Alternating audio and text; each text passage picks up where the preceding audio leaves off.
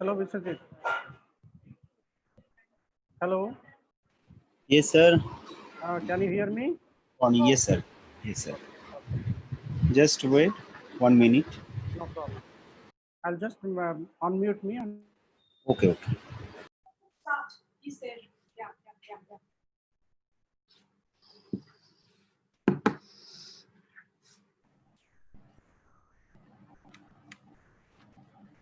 A very good morning to all. On behalf of Central Research Committee Sri Shikshayatan College, I welcome you all for today's national webinar on education and research in collaboration with South Asian Institute for Advanced Research and Development, SIAD. Education and research goes hand in hand. I'm sure that this webinar with three eminent speakers has a lot to offer and is definitely going to enrich us in the field of research. Now I welcome Dr. Jayati Das, Joint Convener, Central Research Committee, Sri Shikshayatan College, to deliver the inaugural speech.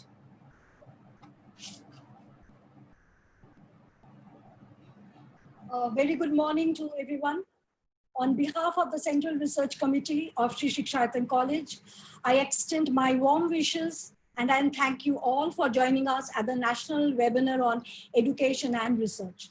To our eminent speakers who have come from all over the country, I bid you a very warm welcome. We are indeed honored to have you here with us. In a globalized world, the role of research in an academic institution is significant for its sustainability and development. The quest for knowledge is a basic principle behind research.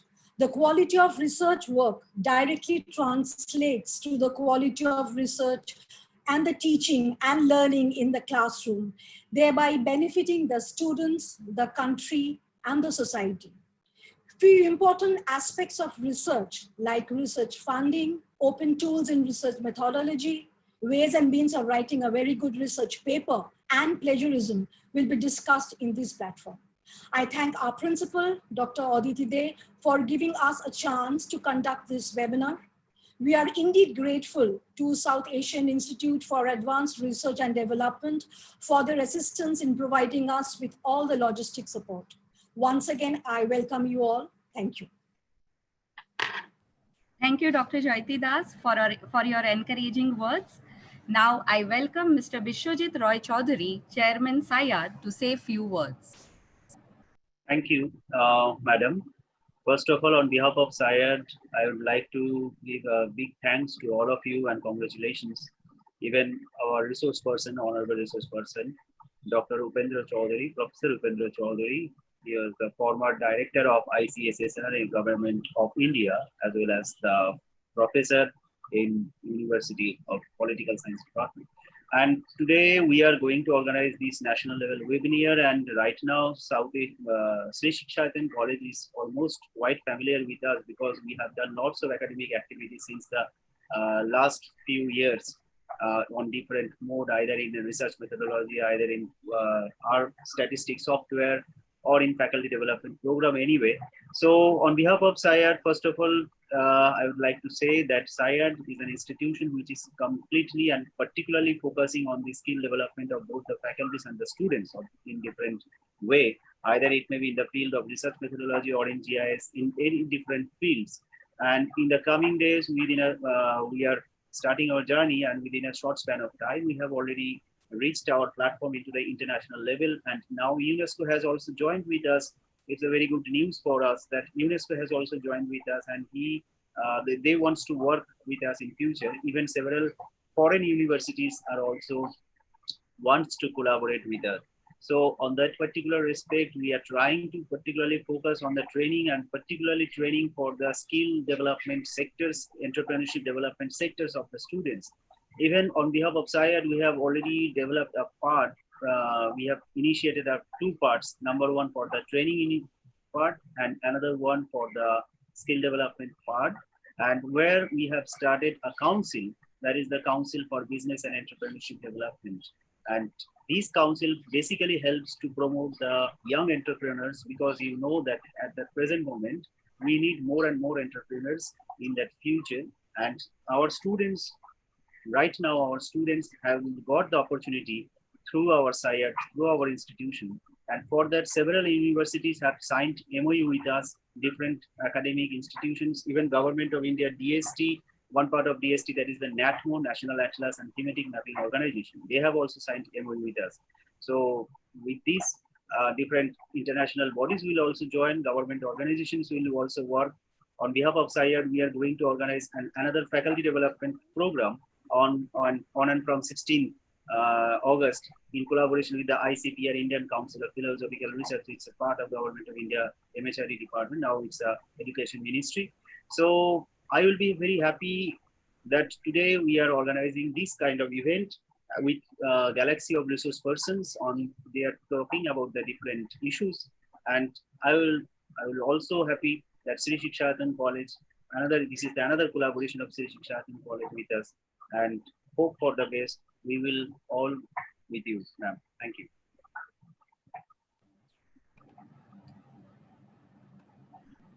Thank you, sir, for your inspiring and motivating words.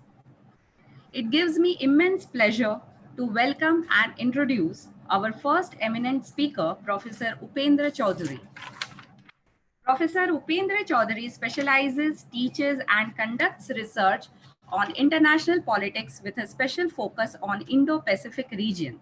He has served both as the member secretary and director of the Indian Council of Social Science Research, New Delhi, under the Ministry of Human Resource Development, Government of India from 2014 to 2019.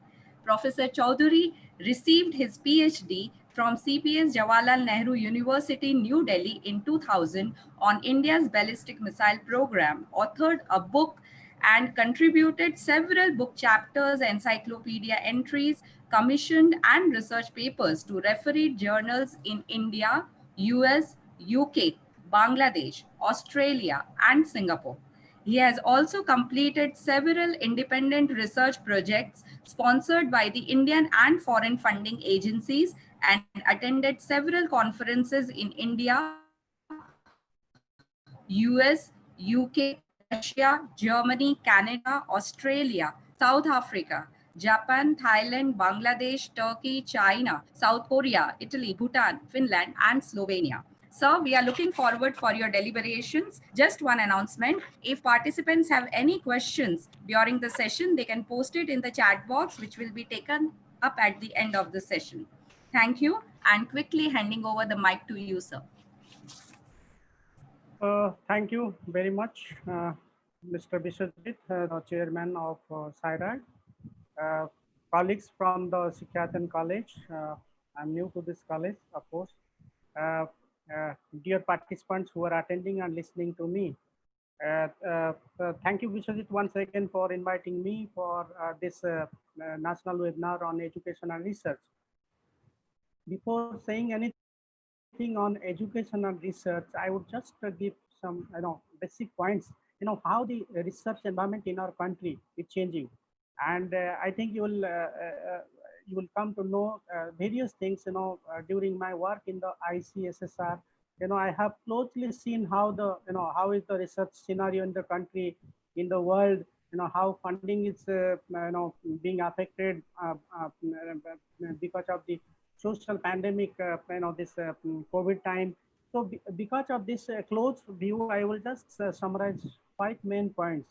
First, it's first trend is the change from interdisciplinary to multidisciplinary research, and from multidisciplinary research to transdisciplinary research. This is the first change. You can notice earlier in the 70s we talked of interdisciplinary research.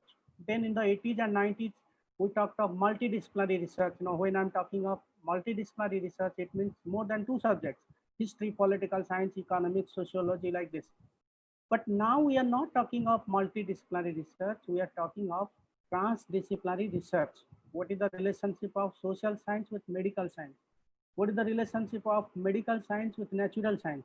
What is the relationship of social science with agriculture science? So, now cutting across the subjects and disciplines, the focus is on transdisciplinary research, and this has been a focus of all the funding institutions, universities, colleges, and the researchers.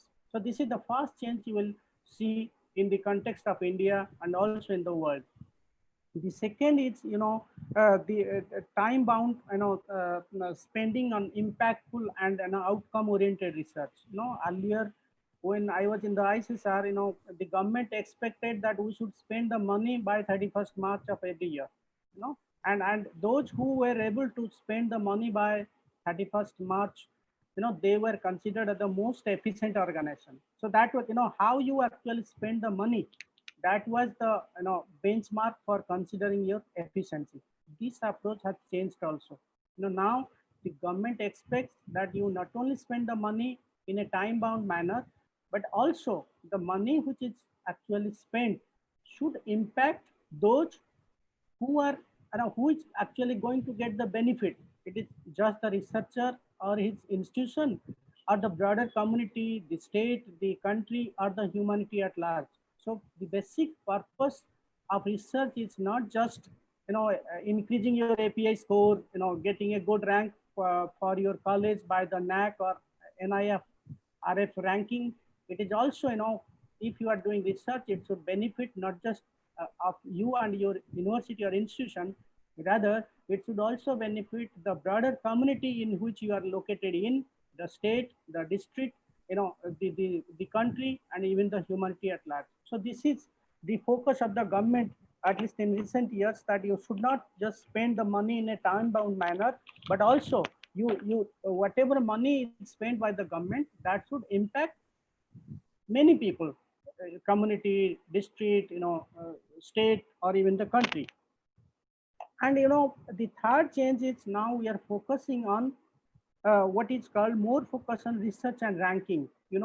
Earlier we were not bothered who is judging us, who is looking us. We were busy in our own work. Nowadays you will find that you are monitored like a CCTV camera. In within the country, you are ranked by the NAC, by the NIRF ranking of the HRD ministry, now called Education Ministry. Even internationally, you are ranked by Times Higher Education, by the QS ranking, and there are so many other ranking agencies. So my point is, now, and you are also, when there is a ranking by the foreign institutions, everybody is upset that you are not getting any good rank in the international ranking. Our IITs, our IIM, our reputed universities like JNU, Delhi University, Jadavpur University. So we are all concerned about the ranking. So now the ranking is done, and that is done to encourage competitiveness among our universities and faculties. So this is one new thing we have to think in terms of research. The fourth is, earlier we talked of small data, household data, survey method, this method, that method. Now, with the globalization, with the information technology revolution, we are now thinking of big data. Big data, the way you are browsing the internet, you are registered for Aadhaar, you are registered for a driving license, even if you are going for shopping online. So daily you are generating a lots of data which can be used by both the government and the private sector to help you in governance issues, to know your taste, and to develop a pattern on the basis of which they can connect with you as a consumer, as a customer. So nowadays we are thinking of big data instead of the small data. So this is another change. And the last is, earlier we thought of, funding is a constant for research. But over the years, I have seen in ICSR that funding is actually not a constant. The only thing is we are not aware of the available funding opportunities in the country, and also in the global scenario. We are not actually aware. Whenever you think of ICSR, everybody thinks that ICSR gives funding for scholarships, funding for research projects. This is just two funding opportunities. There are so many other funding opportunities which the faculties, the researcher must be aware of. So with this background, I would just focus in my lecture for the next 30-35 minutes about the various funding opportunities that are available in ICSR, and how you as a researcher, you as a faculty can get the benefit from ICSR funding. Let me just briefly focus, why the ICSR was established.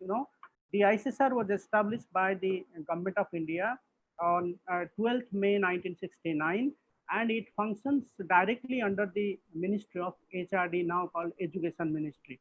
And it is basically an autonomous organization. And when we're talking of ICSSR, it is not just the headquarters located in Delhi.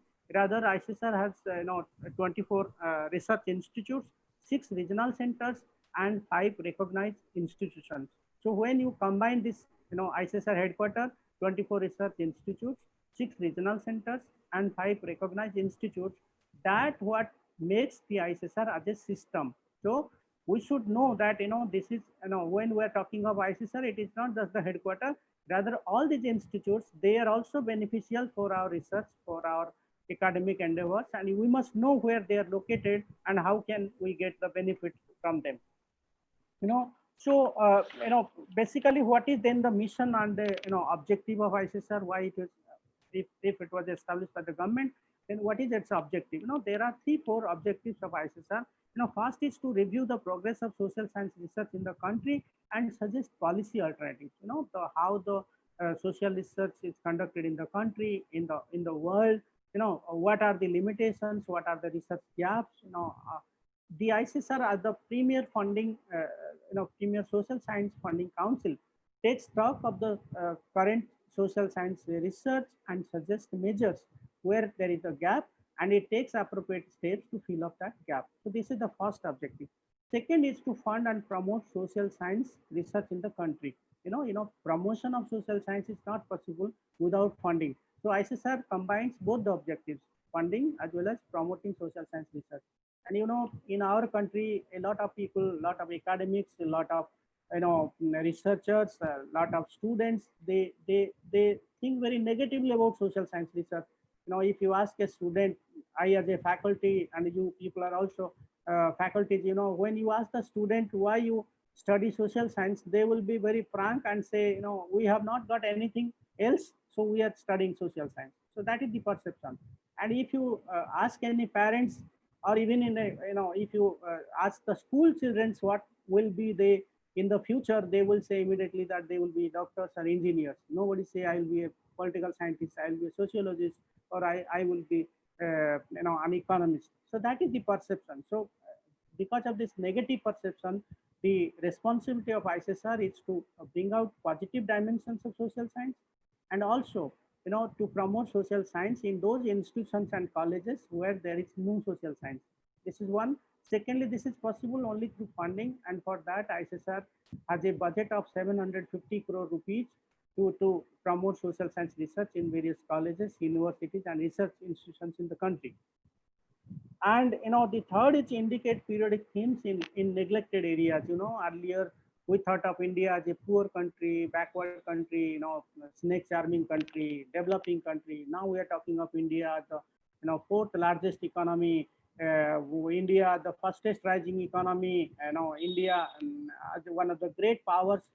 So the perception of India within India and outside India, that is changing, and everybody is now thinking of India in a positive way in terms of global leadership, rising power, one of the major poles, and India is a country in Asia that can compete with China, stand to its challenge, in Asia. So we are thinking of India in a different way, and this has changed the research scenario. You are not now thinking of India in terms of poverty, illiteracy, malnutrition, this problem, that problem, the other. We are thinking of India as a major power, and the research agenda has changed because of this.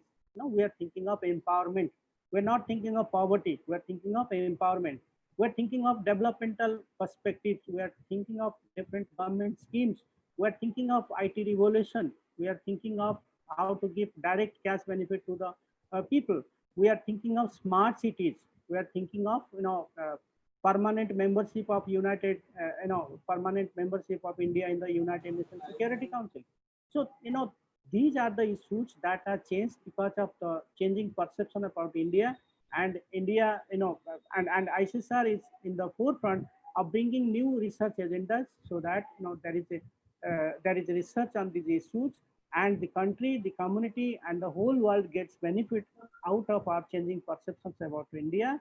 and what the new research agenda says about India. What are the who are the agencies that comes under ICSR funding coverage? That is very important to know. All the UGC recognized universities. We have about 900 universities in the country, about 45,000 colleges and 300 research institutes. So everybody working in these colleges, universities or research institutes, they are all eligible to get funding from ICSR. In addition to this, there are research institutions like IIT, IIM, NIT, IIIT. So those who are working in those institutions, they also can apply and get funding benefits from ICSR. Then in addition to that, as I said, we have 24 research institutions, 6 regional centers, and 5 recognized institutes. So those who are working in those institutions, they also can get the benefits from ICSR funding. Next, there are so many registered subject associations, like Indian Political Science Association, Indian History Congress, Economic Association, Sociology Association. There are so many professional associations, both at the national level and at the regional level. So those who are affiliated to those research subject associations, so they can also, they conduct national seminars, international seminars. There are so many other academic activities associated with this subject associations. So for carrying out those activities, if anybody is interested, they can also apply to ICSR for its funding. And lastly, there are independent researchers, those who are doing research on their own without any formal affiliation, like those who are social activists, those who are media personnel, those who are working for NGOs. So they also can apply and get the benefit from ICSR funding. So virtually in a nutshell, I can say everybody is eligible to get funding, but there are specific eligibility requirements for each funding, which I will be telling afterwards. So then, the question is, what are those 24 research institutes? If you are interested to know more about them, you can just visit ICSR website. But just for your convenience, I will just name some research institutes for ICSR. One is Center for Policy Research in Delhi. Next is the Institute of Economic Growth in Delhi. Center for Women Development Studies, Delhi. Center for Studies of Development Societies in Delhi. Institute of Studies in Industrial Development, Delhi. So we have about 5 research institutes in Delhi alone.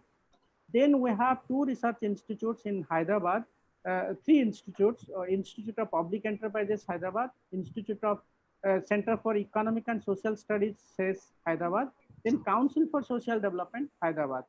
Then we have 2 research institutes in Ahmedabad. One is SP Institute of Economic and Social Research. Then we have Gujarat Institute of Development Research. Both are located in Ahmedabad. One institute in Surat, that is Center for Social Studies. Then one institute for social and economic change in Bangalore. Then Center for Multidisciplinary Development Research in Dharwad, Karnataka. MP Institute of Social Research in Ujjain, Madhya Pradesh. Madras Institute of Development Studies, Chennai. OKD Institute of Social Change and Development, Guwahati. AN Sinha Institute of Social Studies in Patna. Then Center for Research in Rural and Industrial Development, Chandigarh. Center for Studies in Social Science in Kolkata. We have one research institute in Kolkata that is called Center for Studies in Social Science. Next is the Indian Institute of Education in Pune. Then NKC Center for Development Studies in Bhubaneswar. Institute of Development Studies in Jaipur. Then Giri Institute of Development Studies in Lucknow. And the last is Center for Development Studies in Trivandrum. So ICSR has, as I said, 24 research institutes. 50% of their research budget is, 50% of their budget is being supported by the ICSR, and 50% of the budget is given by the state government where they are located. So 50% funding by the ICSR, 50% by the state government. Then ICSR has 6 regional centers, and the whole country is divided into 6 research regions, and each research region has a different ICSR research institute. And you must know about this research institute, because if you are applying for funding for any research activity, if your budget is up to 1.5 lakh rupees, there is no need to send your application to ICSR headquarters in Delhi. Rather, you can directly apply for funding to your regional center where you are located in.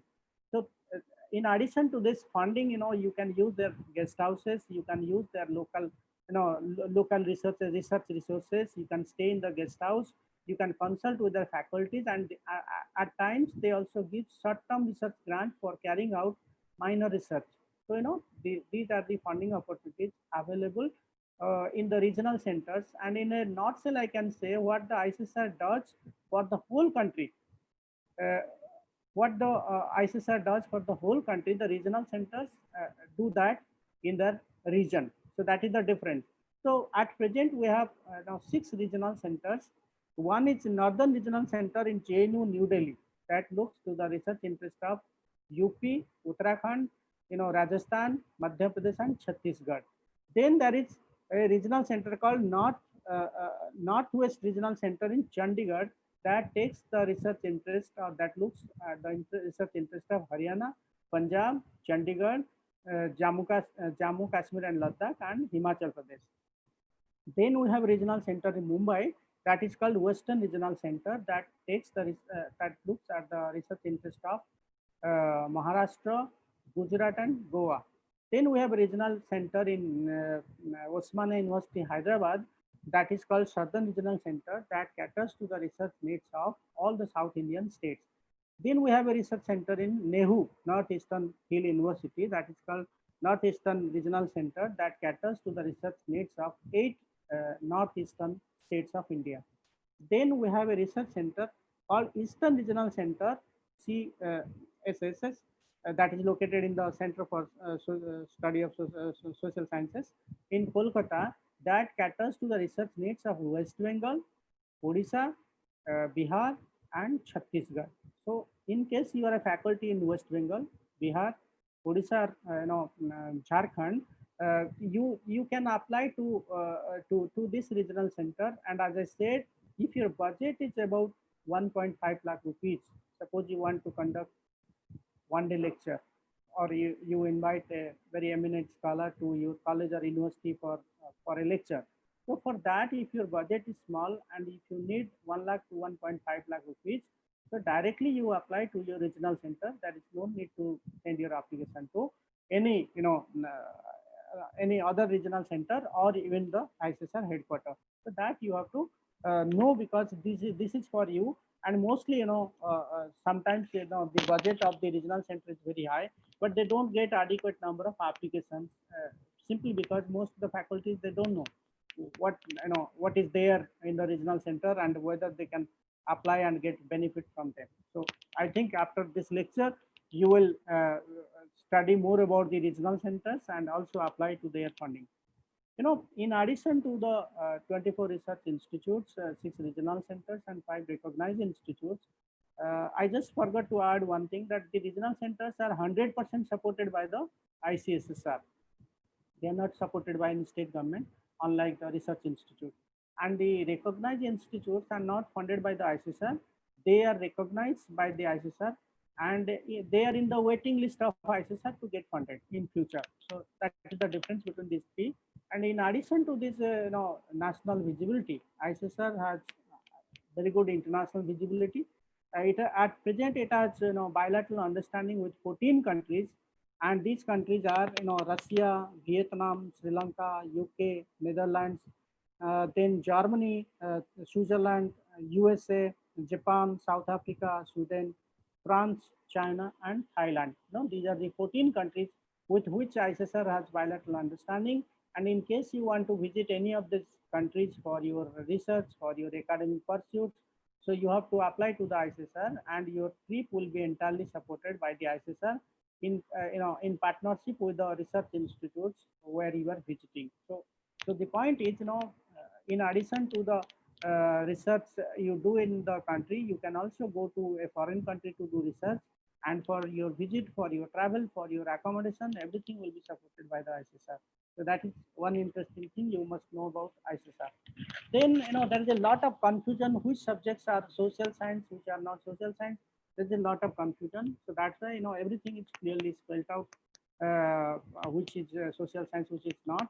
So the first is, sociology and social anthropology. So this is one discipline which comes under social science. Then political science, international studies, and public administration. So this is also social science. Economics, social geography and population studies, commerce and management, social psychology, education, social linguistics, socio-cultural studies, law, international law, national security, and strategic studies. So this is also considered as social science. In addition to these typical social science subjects, there are some subjects which are multidisciplinary or even transdisciplinary, as I said. And these, these people, those who are working in this subject, they can also apply to ICSR for funding. This is called library science, social work, media studies, modern social history, health studies that comes under medical science, uh, then gender studies, environmental studies that comes under natural science, energy studies, again science subject, diaspora studies, area studies, Sanskrit, society and culture, where language people, those who are working for Bengali language, those who are working for English language, Hindi language, if they focus on an issue that is social in nature, like folk culture, gender. So these are the issues. If you are working on these issues, you can also apply to ICSR for funding.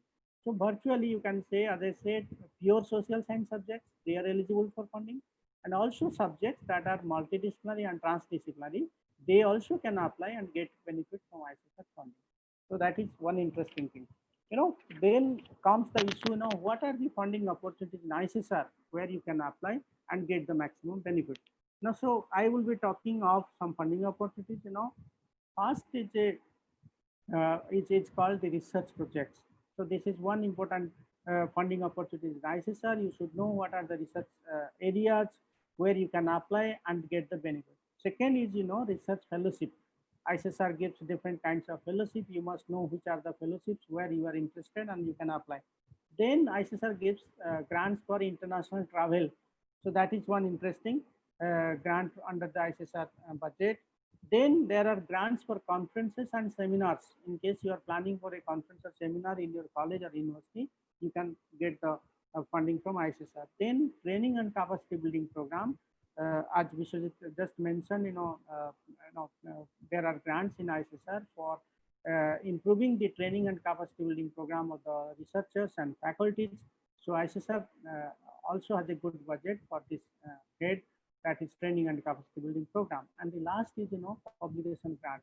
Suppose you are publishing any book, you are publishing any journal, and you are facing financial difficulties because of the funding constraint. So you can apply to ICSR for funding. So, so ICSR grants research projects, fellowships, international travel grant, seminar and conference grant.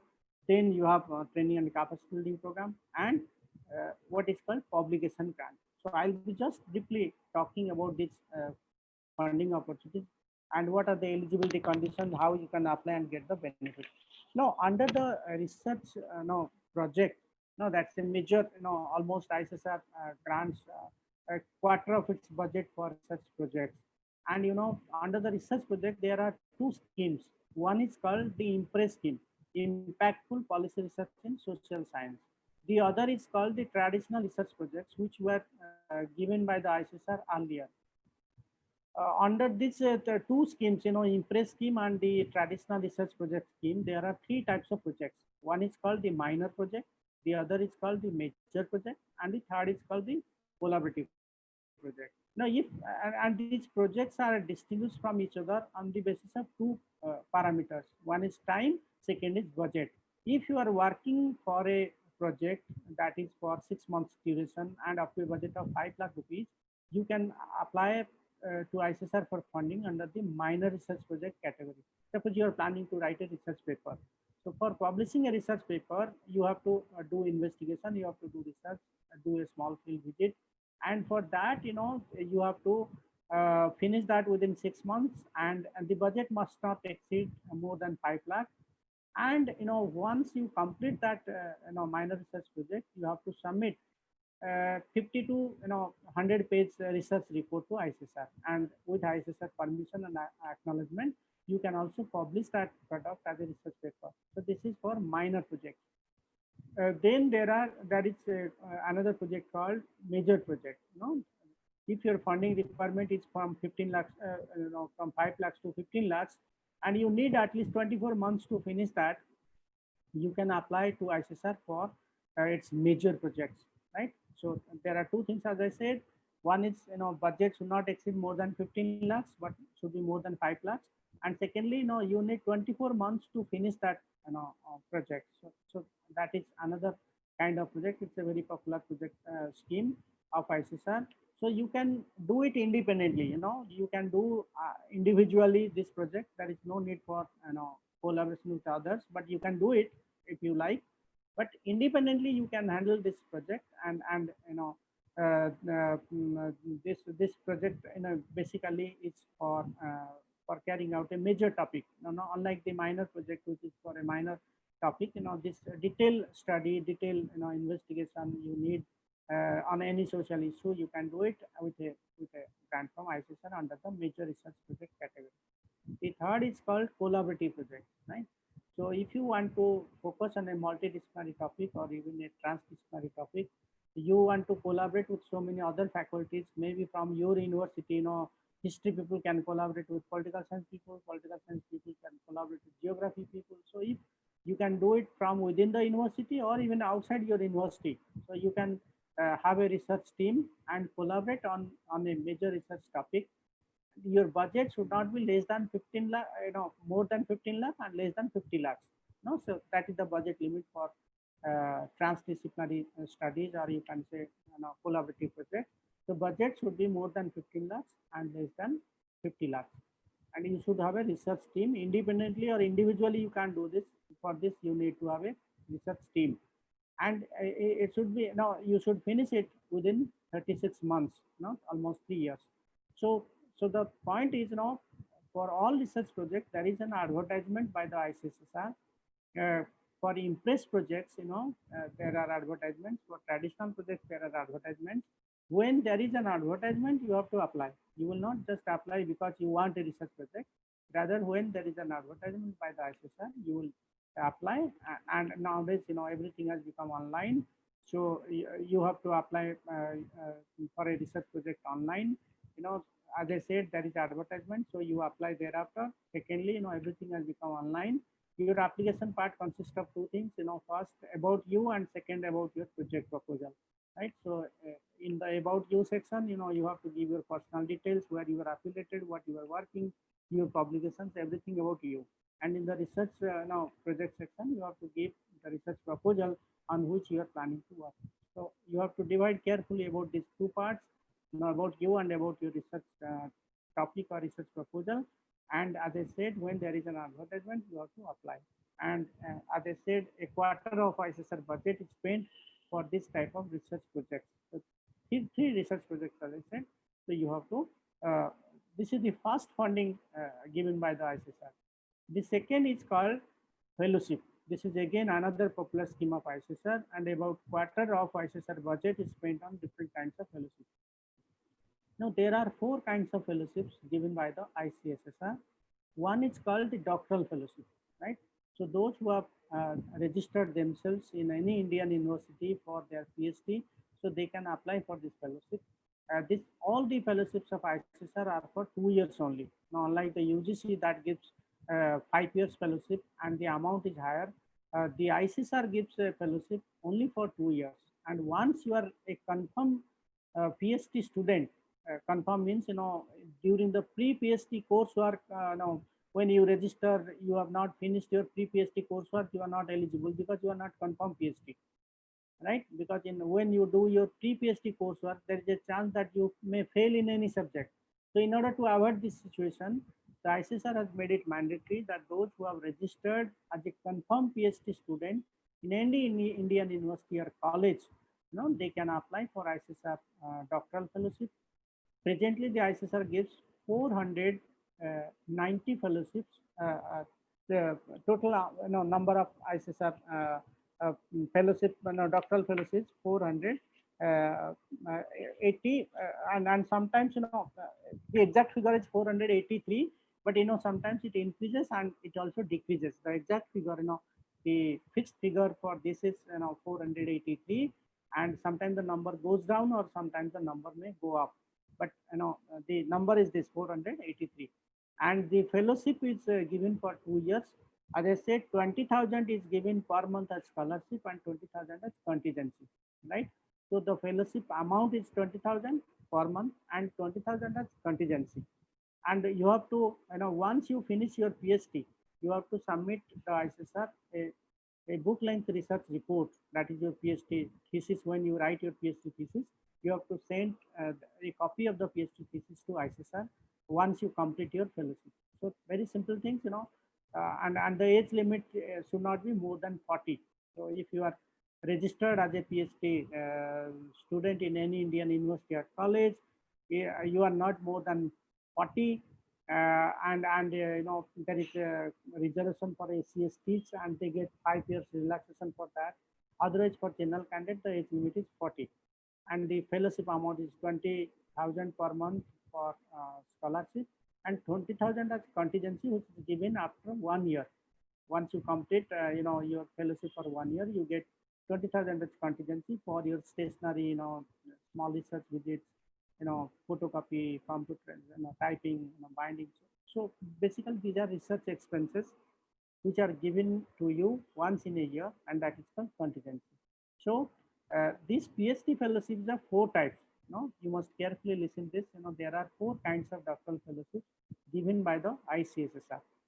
3 are given by the headquarters, and 1 is given by the ICSR Research Institute.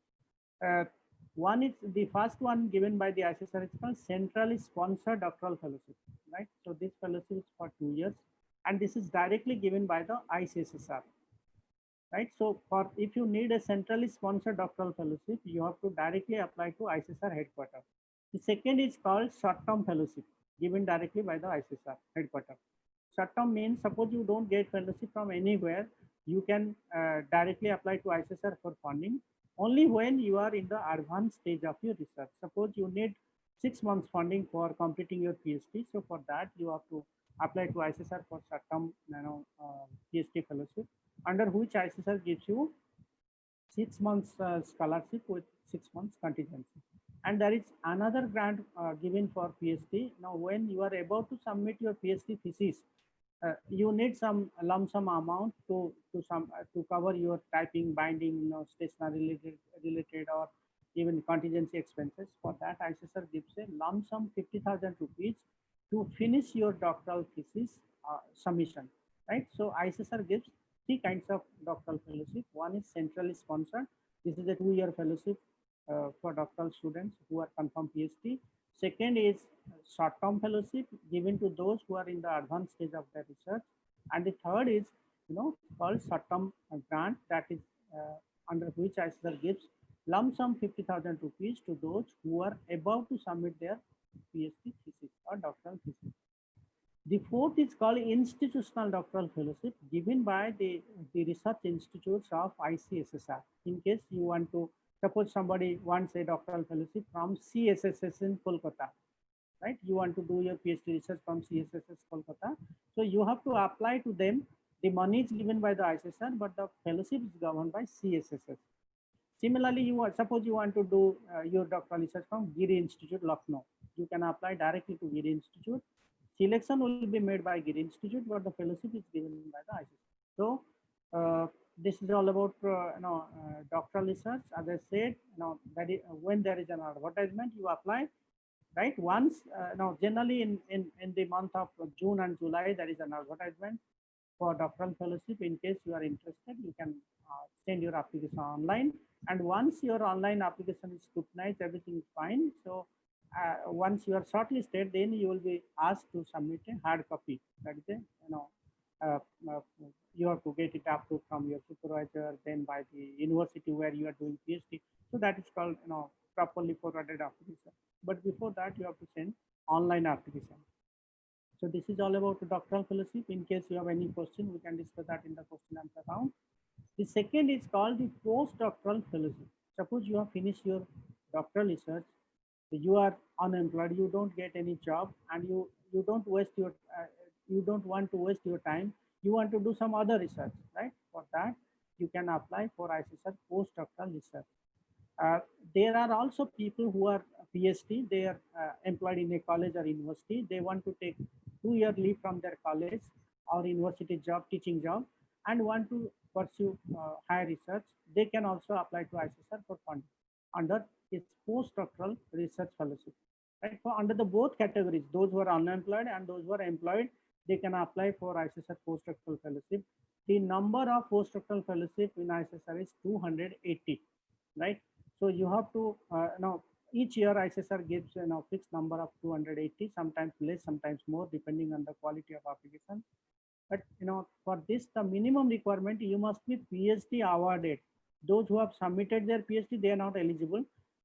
Those who are confirmed PhD awarded candidates, they can only apply for ICSR postdoctoral fellowship. This is one. Secondly, you should not be more than 45 years age.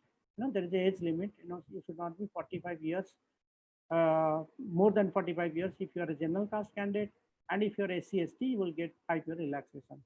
Then the third requirement is you should send your application to a prospective university where you want to do your research once you get PhD or once you finish your PhD. You have to send your application to proper channel. Suppose you want to do your postdoctoral fellowship from Kolkata University or Jadavpur University, so you have to send your application to Jadavpur or Kolkata University. Then you should along with your application, you should send a consent letter of a prospective supervisor, right? Under the PDF, you have to work under a supervisor, and when you are sending your application, you have to send the consent letter and the biodata of the prospective supervisor, that in case you get PhD or PDF award from ICSR, he will have no objection to supervise you. So that is another requirement. And all the application, as I said, first you will apply online. Once you are shortlisted, then you will be asked for sending an application to proper channel, and then there will be interaction. Once shortlisting is finished, then we interaction in the ICSR. Now because of COVID situation, there is online interaction, and once the situation normalizes, there will be offline interaction. So the point is selection consists of two things, on the basis of your research proposal and your performance in the interaction stage. So on this basis, you will be awarded a postdoctoral fellowship. And for assistant professors, those who are assistant professors in college or university, there is a pay protection scheme. Suppose you are employed in a college or university, and you want to take a leave from your hectic academic schedule, and you want to do some research in the postdoctoral stage, you will get pay protection benefit from ICSR. For that, you have to fulfill 3 conditions for pay protection. One is you must be permanently appointed. Those who are contractual employees, those who are ad hoc or temporary employees, they are not eligible for pay protection. Second requirement is you should be getting UGC pay scale. Those who are getting consolidated salaries, so they are not eligible for pay protection. Third, you must be eligible for leave. Those who are in probation or those who are not eligible for any kind of leave to carry out the research, so they are not eligible. So you must fulfill 3 conditions if you want to get pay protection benefit from ICSR. Under the pay protection benefits, you get everything. Your basic, your house rent, your city compensator, all allowances, basic pay, everything is given to you. Your increment is given, your seniority is protected, and officially the college or university gives it to the ICSR in writing that once you finish your fellowship, they will accept you in your post, because they can't, suppose you have gone somewhere for 2 years, they will take someone in your post in a permanent capacity. They can't do it.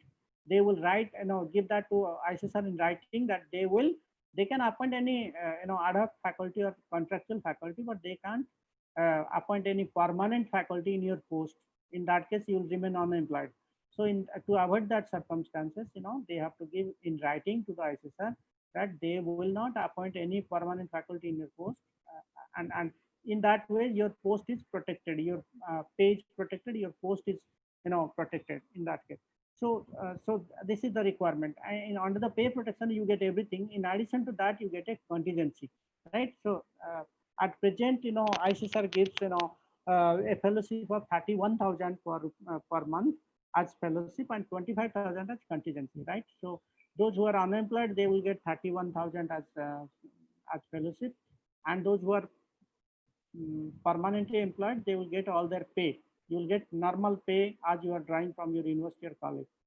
In addition to that, you get 25,000 as contingency, and this is given to both the employed scholars and the unemployed, right? So contingency, as I said, is for research expenses. So you will get, those who are employed, they will get their pay, regular pay, plus contingency of 25,000. Those who are unemployed, they will get 31,000 as scholarship plus 25,000 as contingency. Contingency. And once you finish your 2-year fellowship, you will submit a book length research report to ICSR, right? That is at the end of your fellowship. So this is all about your postdoctoral fellowship.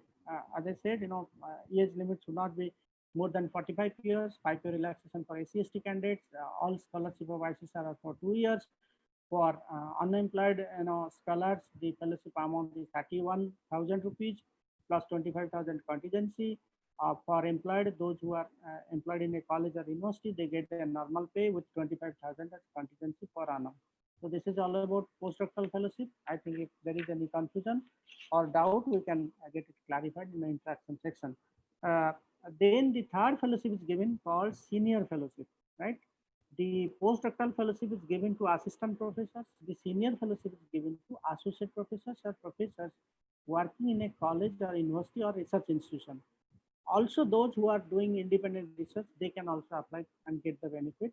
Maximum, the ICSR gives 91 senior fellowships. So per year, ICSR grants 91 senior fellowships. And this is, as I said, this is a mid-career level fellowship for those who are appointed as associate professors or professors. And the eligibility is 45 to 70. So you should not be less than 45 and more than 70. So age limit is quite flexible.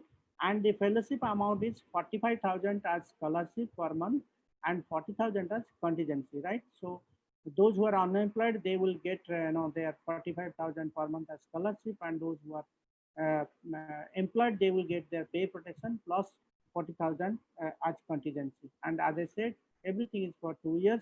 So under the senior fellowship category, you are not supposed to work under any supervisor. Rather, you can independently work in a university or research institute for 2 years. And once you once you are shortlisted, again the application mode is online. Once you are shortlisted, you will be called for an interaction. And once you get that, you can affiliate yourself in a university or in a research institution, finish your 2-year fellowship. And once you finish your 2-year fellowship, you are supposed to send your final product, that is the book length research report to ICSR for publication. So that is a requirement for those who are availing senior fellowship from ICSR. The last fellowship is called national fellowship. The last one is the fellowship. As I said, there are 4 types of fellowship. So the last fellowship is called the national fellowship. And under the national fellowship, 20 fellowships are given each year by the ICSR. So what UGC called Professor Emeritus, that is called national fellowship by the ICSR. It is given to those who have made outstanding contribution in teaching and research, and generally it is given to retired faculty, right? Those who crossed the age of 70, those who are actively interested to pursue academics, particularly in research, and this fellowship is different from all the other fellowships which we have discussed. In this fellowship you will not apply, rather you will be nominated by your vice chancellor or director of your research institute, and you are not required to come to ICSR for any interaction, nor you are supposed to work under any supervisor, because you are already established scholar, so you can work under any theme of your interest. And once you are selected, you will get fellowship for 2 years. And once you finish your 2-year fellowship, you are supposed to send ICSR a book length research report, and that will be published by the ICSR, by renowned publication house. So that is for that is for national fellowship. So let us summarize. ICSR gives 4 kinds of fellowships. One is called doctoral fellowship, which is given for confirmed PhD students, and the second is called postdoctoral fellowship, which is given to those who are already PhD awarded. Third is given senior fellowship for associate professors and professors, and the fourth is called the national fellowship, which is better than the professor emeritus of UGC, because professor emeritus in UGC get 35,000 rupees per month as scholarship, but in ICSR 60,000 rupees is given to the senior fellows, the national fellows for art scholarship, and 60,000 again for contingency. So it's in terms of scholarship amount also, this is much more than the UGC is giving. So in that case, it is much more prestigious. And those, as I said, those who have retired, but those who are actively interested in pursuing academics or research work, they can apply. But you will not apply, rather you will be nominated by your vice chancellor or by the director of the institute. So these are the four kinds of fellowships given by the ICSR. The another popular scheme of ICSR is called international collaboration. That is, under the international collaboration, three types of grants are given. The first is called travel grant for paper presentation. Suppose you are interested to present a paper in any international seminar outside India, right? You can apply for a travel grant from ICSR, and particularly at this moment, it's difficult to go to a foreign country for presenting a paper, or the money is not given for online presentation. But once the situation is stable, situation is normal, you can apply for this kind of grant, right?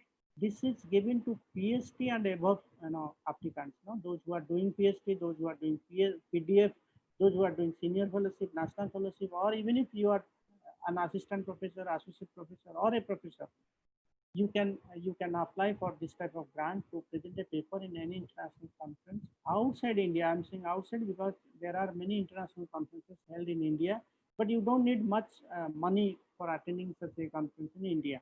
So this conference grant is given for conferences held outside India. There is no deadline. You can apply anytime you like, right? But you must send your application before 3 months of the actual visit. That time is needed for processing your applications in ICSR. And as I said, there is a difference between the travel grant given to research scholars and to the faculties. Faculties get 50% of the total expenses involved, and the students get 10% grant from the ICSR. This is a weightage given to the students by the ICSR to promote young people to participate in international seminars. Faculties, they can always spend from their pocket or take it from their university or college, and 50% is given by the ICSR. So there is, as I said, there is no deadline. You can apply anytime you like, but you should preferably send your application to ICSR before 3 months of the actual visit. So that is correct. Now that you can send online application. Along with the online application, you have to send the complete paper that has been accepted for presentation, abstract of the paper, then invitation where you are going to present the paper, and finally the conference brochure that gives information about the date, the country where it is being held, the theme of the conference, so everything. So these are the application requirements you have to fulfill. As I said, there is no deadline. You have to apply anytime you like, right? So this is a very popular grant of the ICSR, and nowadays most of the PhD students, they are getting a good exposure by going to a foreign country for presenting a paper. So this is highly demanding type of grant by the students. Also equally the faculties, they are also going and presenting the paper in the international conference.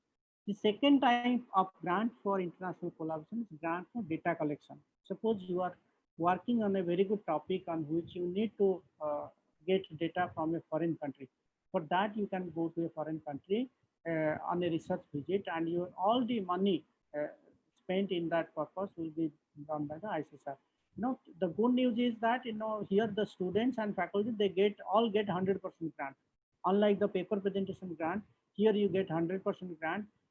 You can go for 15 days, you can go for a month, right? And that is exclusively for academic purpose, right? So basically to collect data from foreign sources, consult archives in a foreign country, meet and interview some people for your research. So basically that's for academic purpose, and you can apply for any for this grant anytime you like, but you have to give 3 months.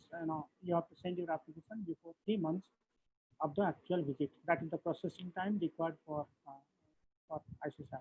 And as I said, in addition to an online application, you have to send a tentative research plan where you are going, whom you are going to meet, which library you plan to consult, what kind of literature, you are supposed to collect or consult in that country. But you should give academic justification that despite the fact that everything is now available online, why you are interested to go to a foreign country for collecting data. That you have to justify. So that is a very popular grant. It basically, if you want to make an empirical study, if you want to collect data from a foreign country to make your study more scientific and empirical, so ICSR will help you in getting data from the foreign country, and that is again beneficial for you. The third grant under the international category is called the Cultural Exchange Program. The ICSR is the implementing agency of the Government of India on the social science subjects.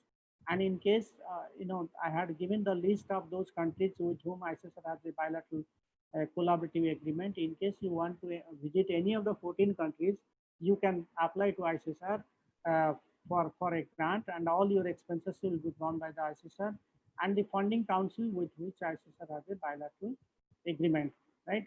But the only thing is, you will not apply when you, are interested. Rather, there will be an advertisement, and once there is an advertisement, you have to apply. So, under the international category, 3 grants are given. One is for paper presentation in an international conference. The second is for data collection, and third is under cultural exchange program. Right? Under the cultural exchange program, you can visit a foreign country for delivering some lectures, meeting some faculties, consulting the library. Basically, it should be for some academic purpose. So that is the only condition. So these 3 grants are given under the international collaboration grant of ICSR. Next grant is national and international seminars. Suppose you want to conduct a seminar in your college or in your university. It may be a 1-day seminar, it may be a 2-day seminar or a 3-day seminar. It may be a national seminar or international seminar. So for that seminar, you need some money for organizing it. And for that, you can apply to ICSR for funding. If you are planning for a national seminar, ICSR will give a budget up to 5 lakh rupees. And if it is an international seminar, ICSR will give you 10 lakhs rupees, right? There is no deadline. You can apply anytime you like, but at least, you should send your application before 3 months of the actual conduct of the seminar. That is the processing time required for, for evaluating your application, right? So this is a very popular scheme. Temporary lecturer can apply for it. Permanent faculties can apply it. So this can be done in a college, in a university, or in a research institution, or even in a civil society organization. But you have to tie up with a college or university for management of the grant, right? So this is another popular scheme of the ICSR. The next scheme is called, the training and capacity building program, under which ICSR grants 2 types of funding.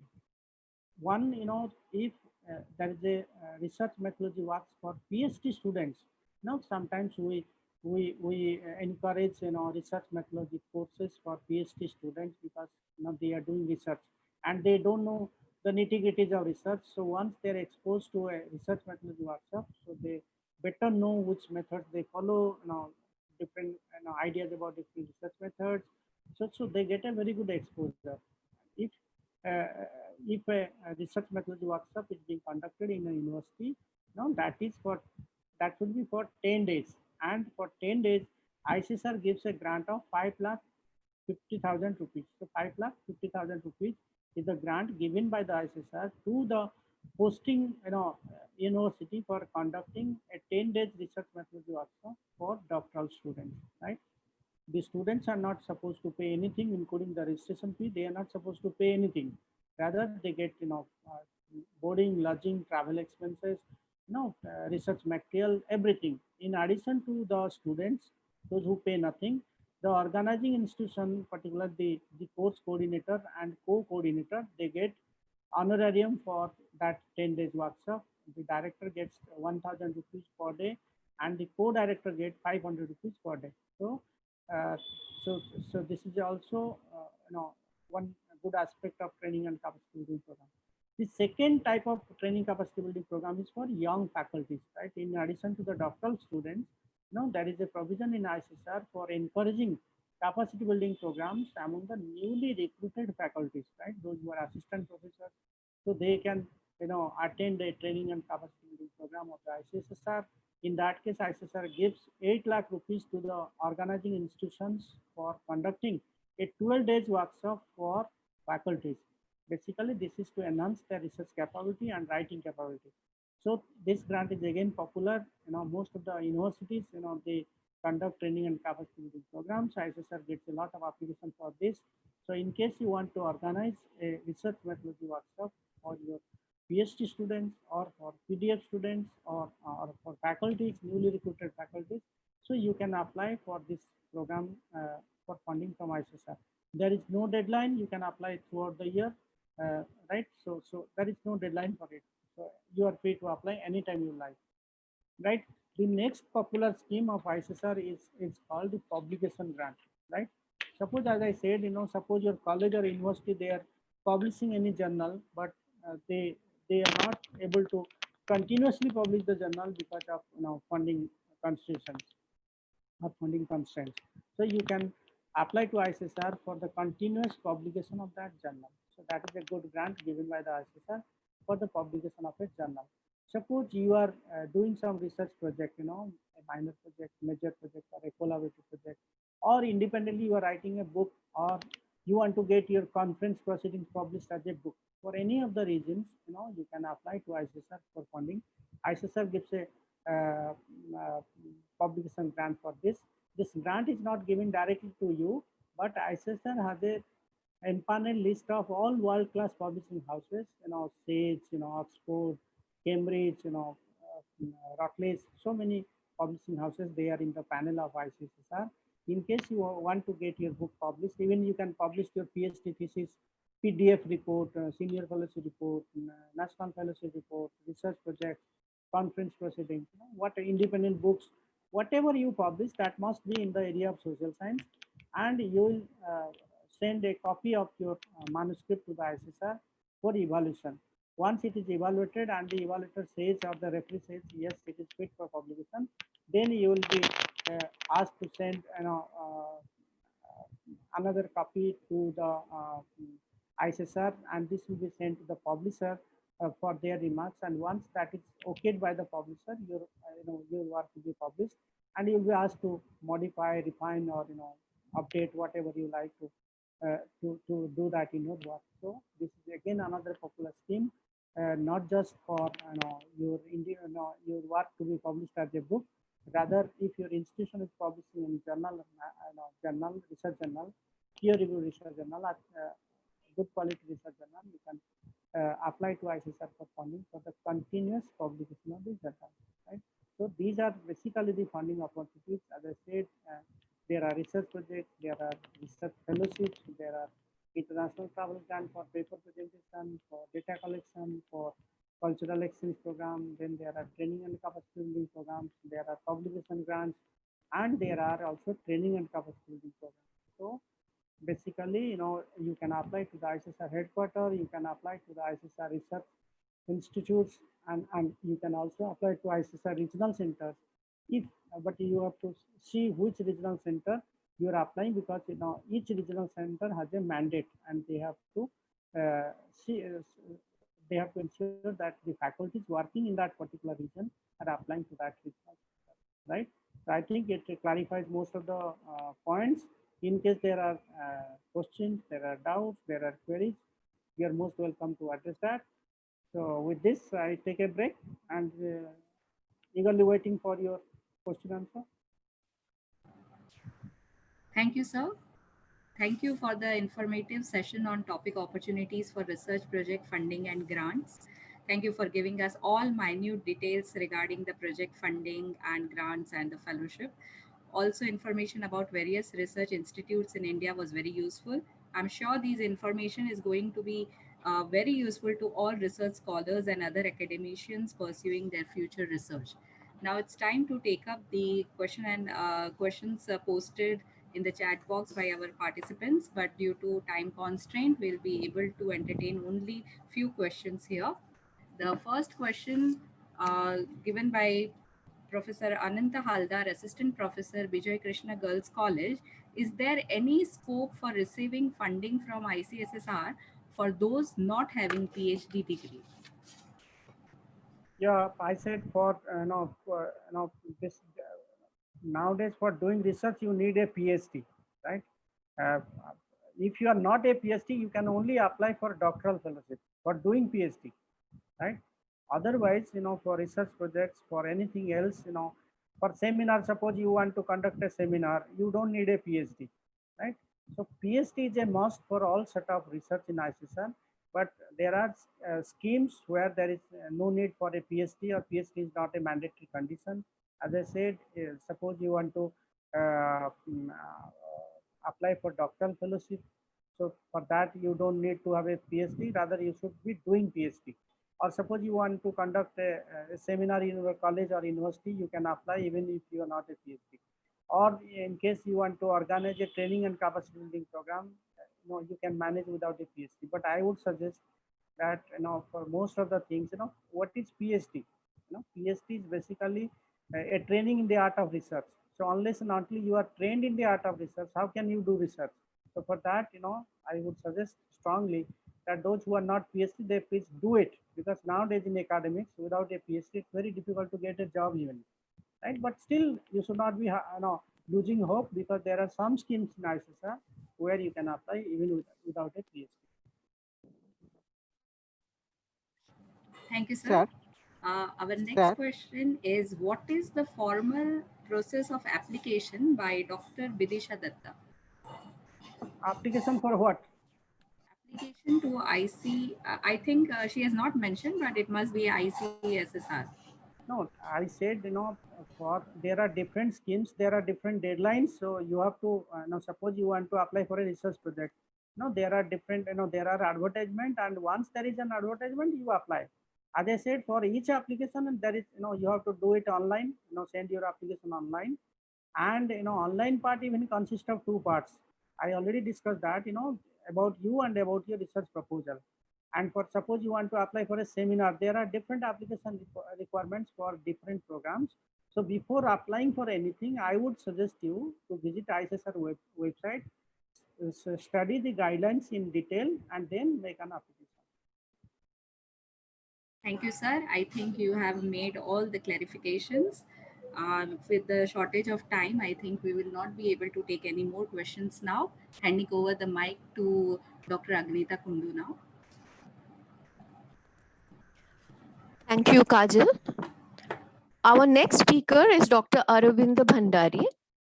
Dr. Bhandari is currently working as an associate professor, strategic management in the School of Management, Presidency University, Bangalore, India.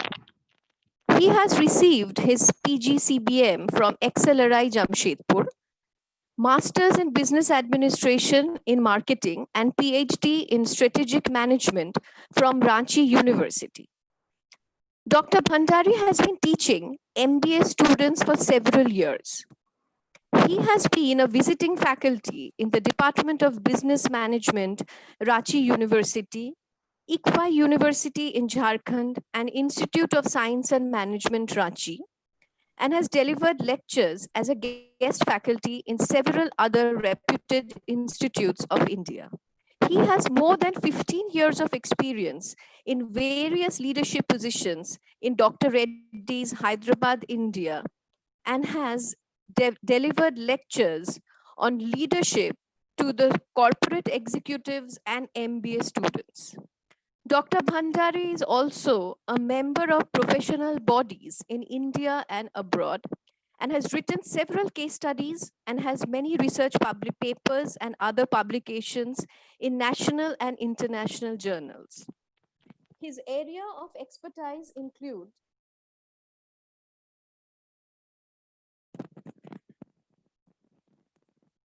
strategic management and its application in the international market.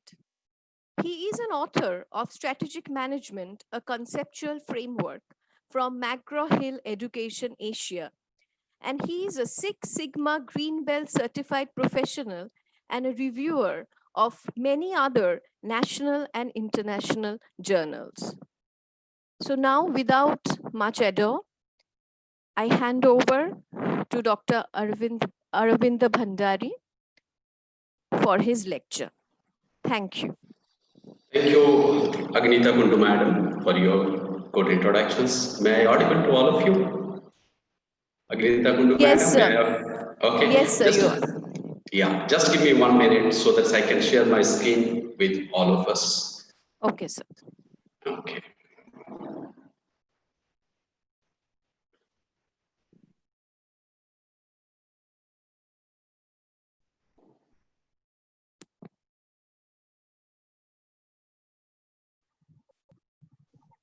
Professor Bhandari, have you opened two gadgets?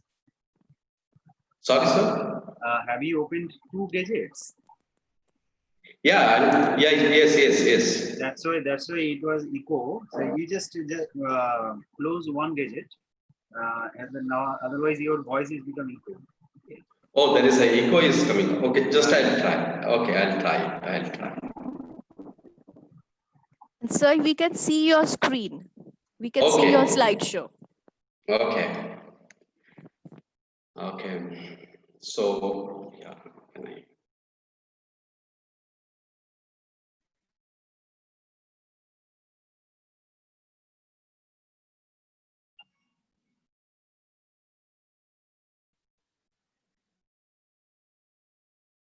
Is it visible? Ma'am, is it visible? Yes, sir, it is visible. Okay. So, good afternoon to all of you. And I'm very much sure you are very, in this particular situation, the pandemic situations, you are safe and you are healthy. Okay. So, we'll be starting this lecture, today's lecture, maybe the next 1 hour. We'll be discussing the open tools for the research methodology. This discussion is having a two-part. The first one will be discussing what is the tools is available in the research. Okay, what you can use when you are writing a research paper. What tools is available to collect the database. That is the first portion, and the second portion is what are the open software is available so that you can analyze your data with this particular software. It's very clear. The first things I'll be discussing what are the tools is available for your research. So okay, and the second point, what are the open software is available for analyzing the database. That is the next 1 hour we will be discussing. And after maybe the 55 minutes or 57 minutes, we'll be having a 2 minutes or 3 minutes question answer session. I think the objective of this discussion is very clear. Okay, so let's discuss the definitions of the tools. Yeah. Excuse me, sir, we are still hearing a lot of echo in your voice. So, because I'm connected with, because I am inside the room. Okay. Mr. Bishwajit Roy Choudhury, can you please help us out with this? Sir, have you joined with the two gadgets? I mean, one laptop, mobile like that? Yes. So you just close the leaf from the mobile because you're sharing the screen from laptop. So you just closed one gadget, either mobile or laptop. I think where from you share the screen, you just open it, and otherwise leave from your mobile, as that otherwise the voice will become equal. No, sir. What happened? I connected my laptop with the mobile only through the Wi-Fi. Okay, I think you are in the vacant room, like that. Yes, I am in the vacant room. So I have to open. Yeah, I am correct. Just give me 1 minute so I can open my window also. Then Yes, that will be fine. That will. Yeah. Yes. Just give me 1 minute.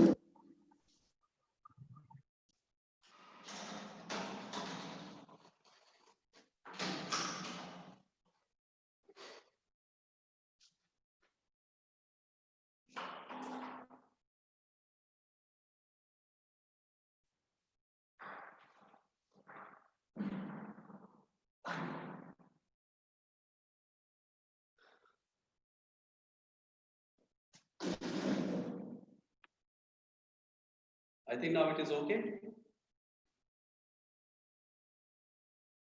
Hello. Yes, sir. Now it is absolutely fine. Thank you. Oh, that's the science behind this ego we have to understand. Okay.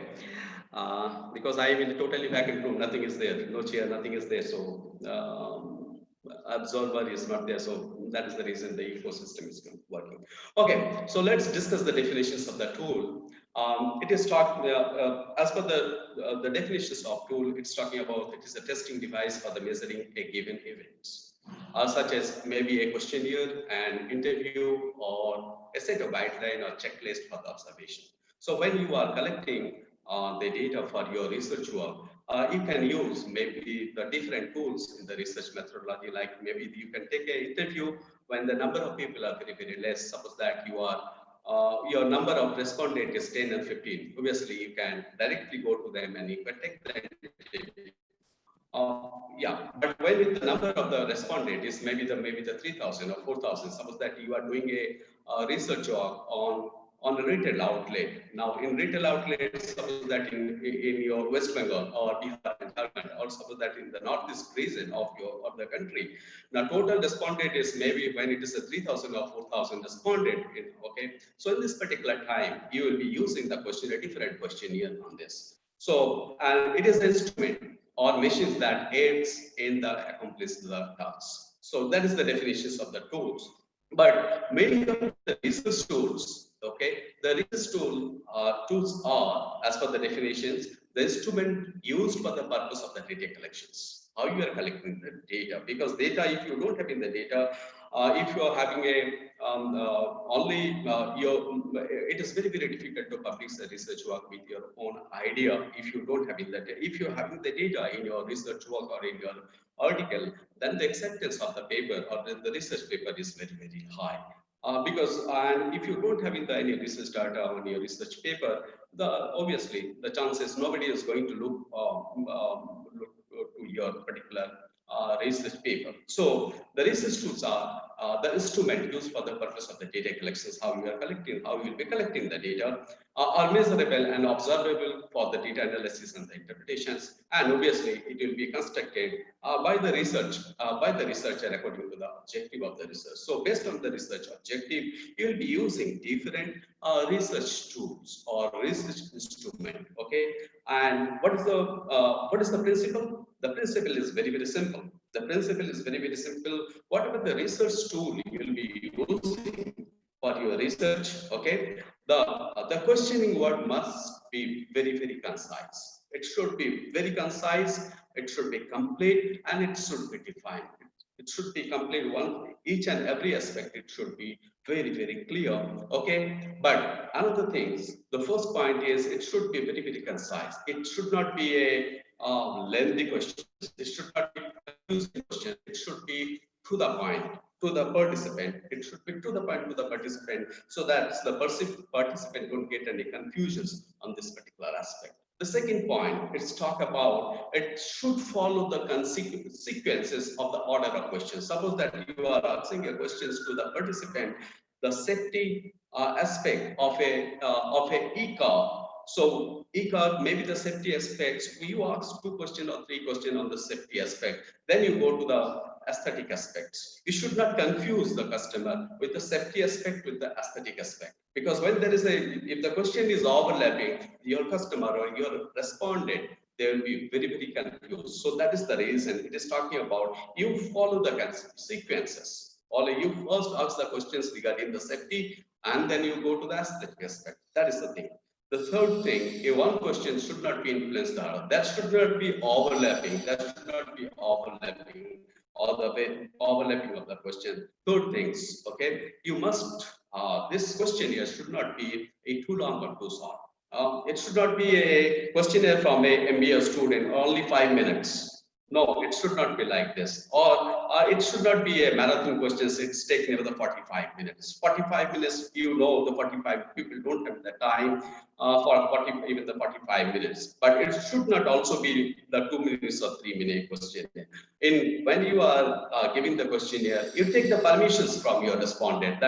It will take maximum maybe 15 minutes to 20 minutes or 25 minutes. You declare it, whenever you are giving a questionnaire to your respondent. And The fifth point, it should be very, very attractive in appearance. It should not be very, very hazy, then because the appearance also play a very, very important role. People should not get, your respondent should not get, or the respondent should not get irritated by seeing your questions or your presentations. I'm talking about the presentations here. So in this particular parameter, you should, when you are asking, when you are building an instrument, it should be on this particular parameter. The first parameter, it should be a concise, it should be a complete, and it should be the defined, well defined. Second thing, it should be in a sequence manner. I already discussed what is the meaning of the sequence.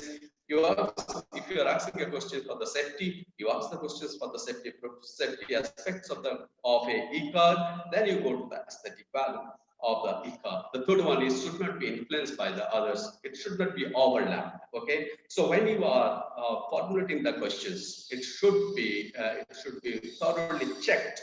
And the fourth number is too much and too short. Okay. It should not be 5-minute questions and it should not be 45-minute questions. You should take the permissions. Rather, it is always good. We generally do a brief descriptions of this particular survey. We take the permissions from your respondent.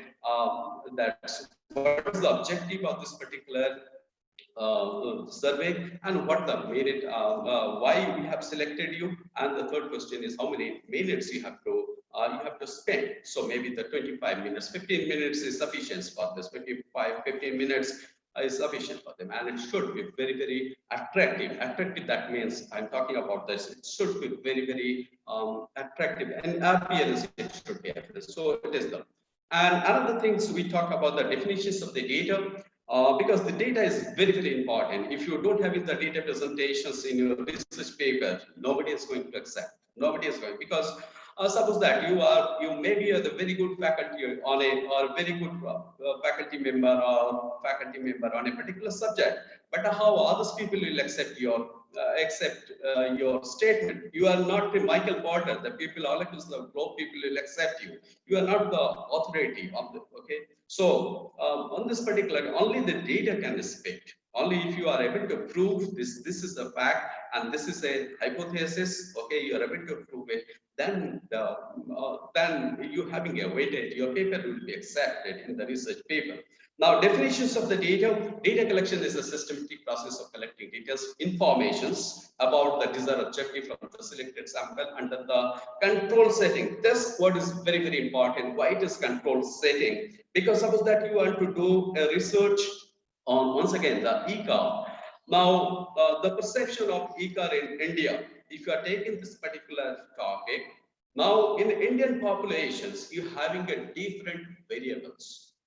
Different variables is there. It is uncontrolled. You cannot control on this particular variable. Rather, instead of talking about the e-card perception and Indian scenario, if you are taking here, if you are writing a paper, the perceptions of e-card in working executive, maybe the West Bengal or maybe the Kolkata, that is more specific. And that is the reason you have to create, you have to give a control setting, you have to have a control in your database. Okay, so that is the reason I'm talking about this. It should be a control setting. Uncontrolled database you cannot manage. It will be variable. So many variables it will be there. So that is the reason the definitions of the data is the selected sample under control setting. Always you think that you should be very, very focused. And when you are writing a research paper, you should know that's what you want to communicate and why you want to communicate this message.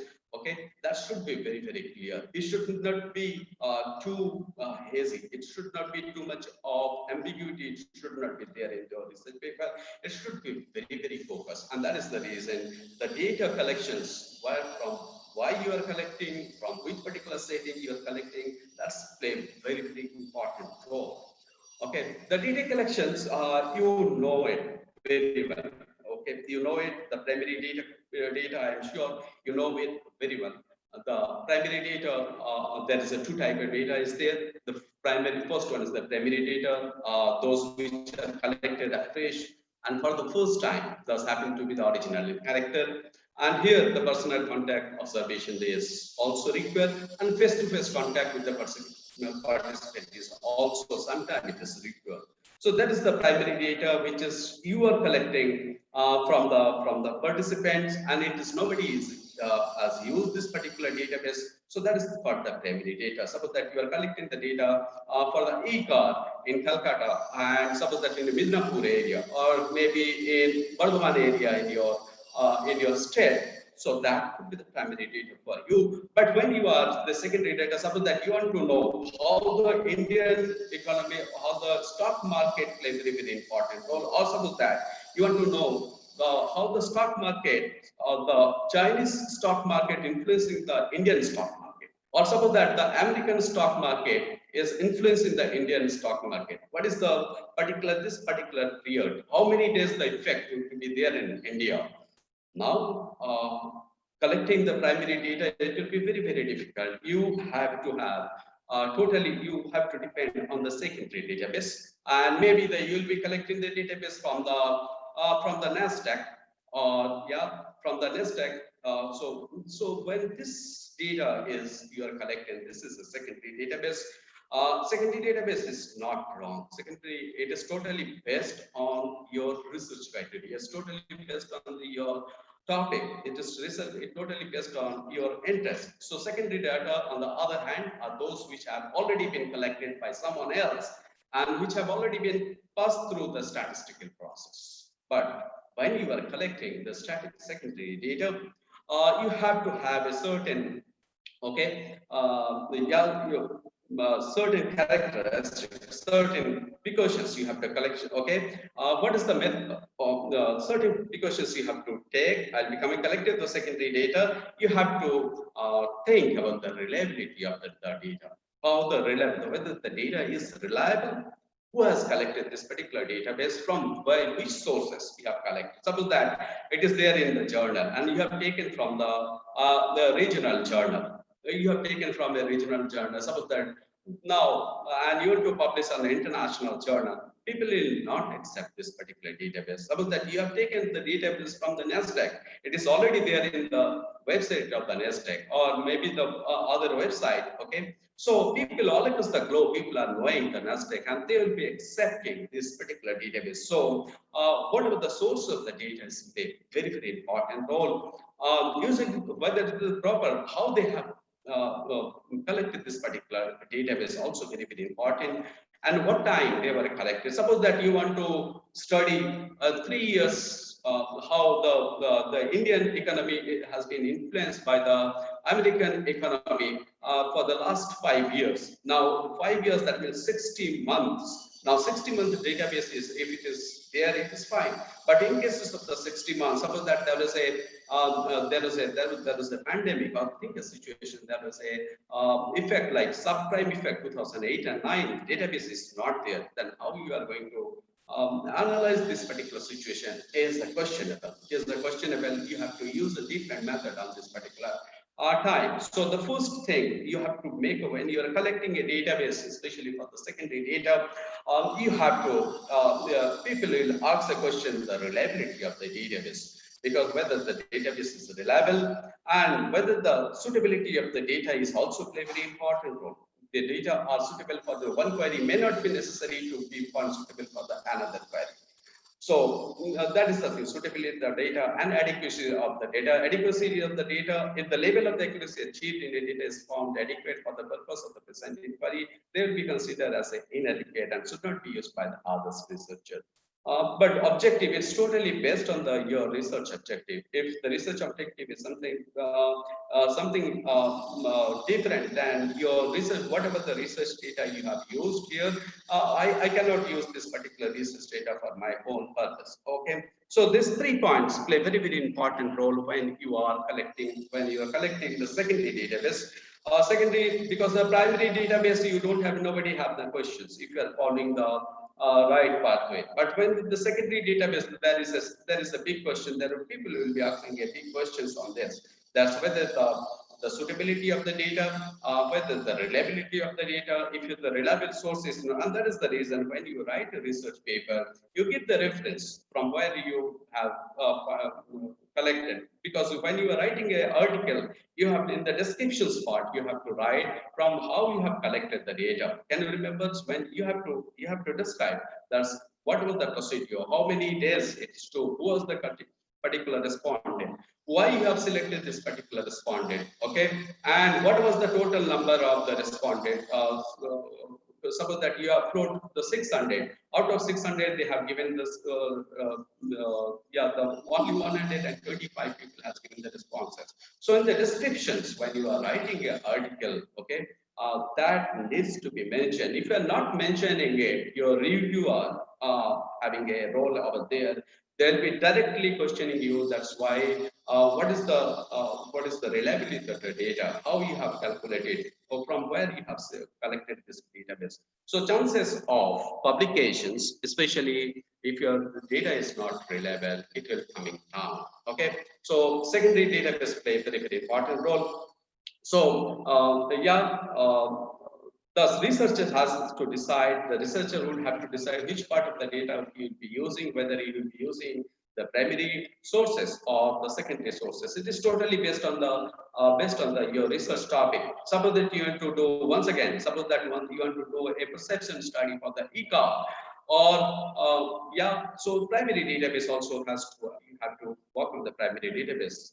The example I've given to you, suppose that you want to do this, how the in the COVID scenario, how the American market influenced the Indian stock market. You don't have the options. You don't have the options. You have to collect the secondary database from the stock market and or from the reputed journal, the reputed secondary database.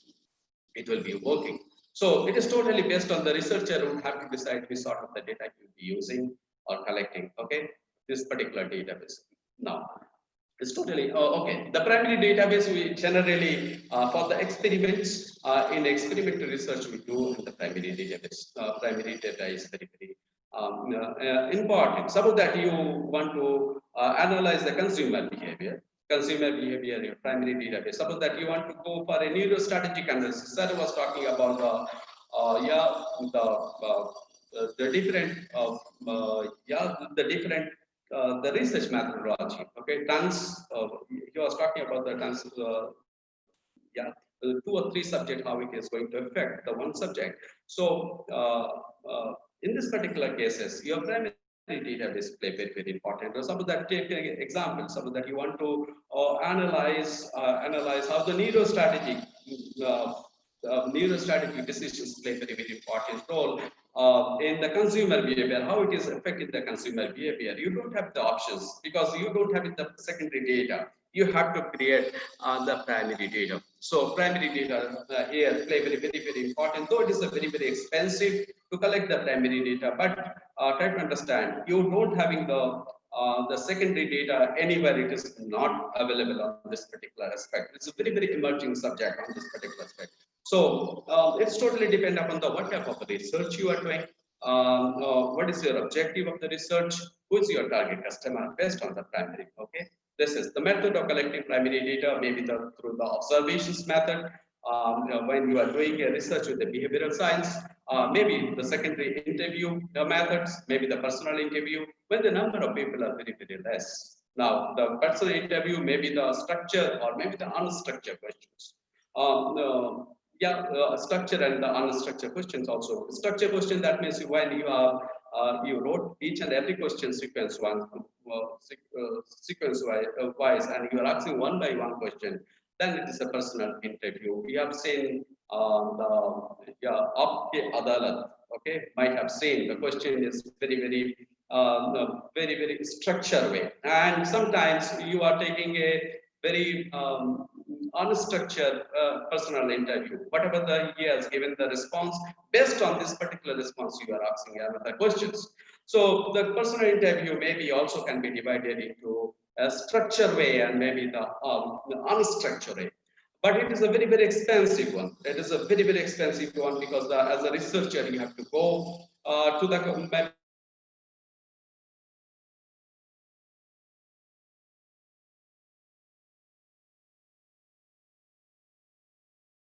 you have to reach to the particular, also play a very important role. It is a yeah, we can reach more number of the people. And as for the cost effectiveness is concerned, yeah, can you hear me? Okay, so telephonic interview is another way. Telephonic interview. The third thing is the through the questionnaire. Through the questionnaire, you having a Google form. You having a hard copy questionnaire also. So you can shoot this particular Google form. You are having a surveymonkey.com also online. So many of the organizations are also they'll be offering it. They're having a structured questions. They're having a platform, so you can use that particular survey monkey and other. And you can use nowadays people are using the online Google form. But the chances of the respondent it will be very less if you are throwing a questions to the 2,000 people. Maybe the 200 people will be giving a response. Here, especially your follow-up play very important role. Nowadays, I have seen the people are also collecting the response in the WhatsApp. People, you also can get the database. You also can get the database from the social media. Nowadays, people are using SMAC. SMAC is social media. You having a mobile technology, you having analytics and the clouds. So many of the data is available in the social media. So many of the data is available in the LinkedIn. Sarah was talking about the big database. Big data analysis. Now, big data is now everybody is talking nowadays. So you having it from the data from the your you can say from your social media. You having a database from in a different form, in the form of videos, in the form of conversations, in the form of text, and all those things. So you can use these things. You can use this and. The fourth one is talking about through the schedulers. Here it is the enumerator is there. Your questionnaires and the scheduler is almost the same. Here in the cases of the scheduler, there will be one person who will be asking a questions to you, and he will be responding. Sometimes he recorded your body movements, your gestures and postures. And so everything, the video has been recorded here, and it will be this person, the enumerators also help you to understand the questions because in I talk about the question, it should be very simple, simple language. So in this particular cases, sometimes suppose that you are asking a wrong question, you are asking a questions to the person who is not understanding. So enumerators is they'll be giving a support to this particular person to make you understand about the questions. So it is almost the questionnaire and the scheduler is you have seen the so many of the people I have seen in my university. One of my students they came with a iPad and he took the interview and there was a questions on this particular questionnaire and he took the video also. So the way you talk, the body language, you can say the body language, your postures, your gestures play also very important role. In cases of the questionnaire, you are just giving a certain answer. Maybe the yes and no. Maybe you are giving in cases of the Likert scale, you are giving a scaling from to 1 to 10 or 1 to 5, 1 to 7. But your body language, your communications, your gesture and posture is not captured here. So that is the reason C2 also play very important role, but it is an expensive one. So in this way, you can collect the primary database. Okay, I think this is clear. But other also, there is another way to collect the database. You can also get the database from the warranty cards. When you purchase any washing machines, fridge and everything, okay, in the back there is a small card and some of the questions there will be asked to you, what you have to do, and you just have to give the tick or your answer and you have to post it back to the company. So here also you can get a database. You can also database. So warranty from the warranty cards also you can get it. But nowadays everything is on app based. So whenever you are using any app, so your data is captured over there. Your data is captured over there. They can go through your database and they can analyze. Suppose that you are purchasing a grocery things in your Calcutta market. Now every month you are purchasing, your mobile number is already registered over there. Suppose that you are going to ABC retail outlet every month and your mobile number is also captured. Now this is a month of August. Now they can analyze, suppose that your name is ABC, This ABC customer, why he has not turned up in the month of August. Now today is the 11th or 12th. So each and every month you purchase your grocery at the rate on 3rd and 4th, but today is 11th, 12th. Why you have not purchased? What could be the reason? Whether you are going to come on this particular month or not. So this is possible. It's possible to analyze the data, and they can, based on this particular data, they'll give a call to you. So the customer engagement with the help of the customer engagement, the research is possible to engage the different type of customer. Okay, now another thing is the distributor audit. Distributor audit, actually distributor audit here, it's in cases of the sales. In cases of the sales, salesmen also visit the distributor. They know, they get the information from the distributor which particular retail outlet purchase what products. So, and when suppose that you are purchasing, you are selling a laptop, Dell laptop or HP laptop. Now, suppose that you are Calcutta in what is called Rajabaja market in Kolkata.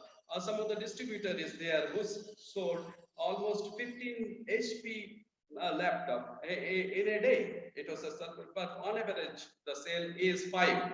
Now, on average the sale is 5. One sudden day he is purchased, he is able to sell 15 laptop. The salesperson might be having a curiosity to know who is the retail outlet or retail outlet purchase the product. So suppose that from the ABC stock distributor, suppose that XYZ has purchased it. So the salesperson will be going to the XYZ retail outlet, and he'll be able to find out from there just who has purchased this particular product. He'll be able to track. You'll be able to track the customer, and this way also you can get the database. Okay, from the consumer panel also you can using mechanical devices like eye camera, pupillometric camera, psychogalvanic. Now these things, the eye camera, pupillometric camera, it is a part of neurostrategic analysis, and the motion picture camera also, because each and every movements of your body will be captured. Each and every moment, even when you are seeing an advertisement, how many seconds you are watching to a advertisement on this particular based on this particular information, whether you will be purchasing my products or services, it will be decided. Okay, the future is not very far away when everything there will be your retail outlet people will be coming to know that. So whether how you take a decisions, whether you are going to purchase my products of the washing machines or fridge from my retail outlet, or you will not purchase the product from myself. So it is a part of neurostrategic analysis. So this is using the mechanical devices also. It will be coming, even it is being used some of the places, some of the retail outlet, even the camera is also, you can watch the camera also. Okay, and from the container analysis also you can do. So that is another methods. You can the warranty cards, you have a distributor audit, you have consumer panel, you have mechanical devices from various way you can. Okay, so that that's already we have discussed. Now selections of the appropriate methods. Okay, this is the three things play very important role when you are selecting an instrument. The first one is the nature and objective of your study. What is your nature of this? Whether it is a small group study, whether it's a big group, big number of the people, what is the objective? And the objective of the study play a very important role, and the availability of funds. Suppose that I want to do a analysis, I have to do a study on how the human brains perform, or how the humans take a decision. Okay, sometimes what's happened, how a human will take a decision on this particular parameter, because when you are giving a questionnaire to the human to the individual people, some positive, some negative thing is there in his mind about the product, but as you are in front of he sometimes he gave a positive response to you.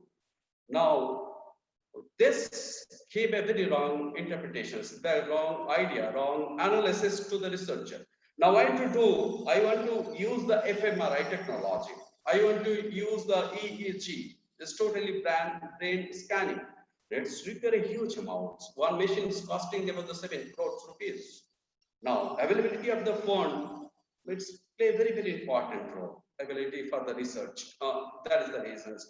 How you'll be using that, and obviously for the time factor. Now, you cannot do the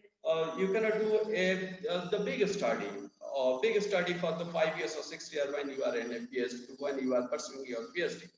No, it is not possible. It is not possible. So the time factor also play very important role. Within the particular stipulated time, you have to complete your research. So that is the reason. These three factors play important role. The first one is the nature, objective of the study, availability of the fund, and the time factor. But one must always remember that each method of the data collection has its uses, and none is superior in all situations. You have to select which one is the best, but the appropriate, based on this principle, based on the selections criteria, you have to select. Obviously, you have to discuss with your guide which one is the best, and there will be a research team also. If you are close to university, there will be research team, research academic council. They'll be approving your way of the collections of the database. So play a very important role, this 2-3 factor.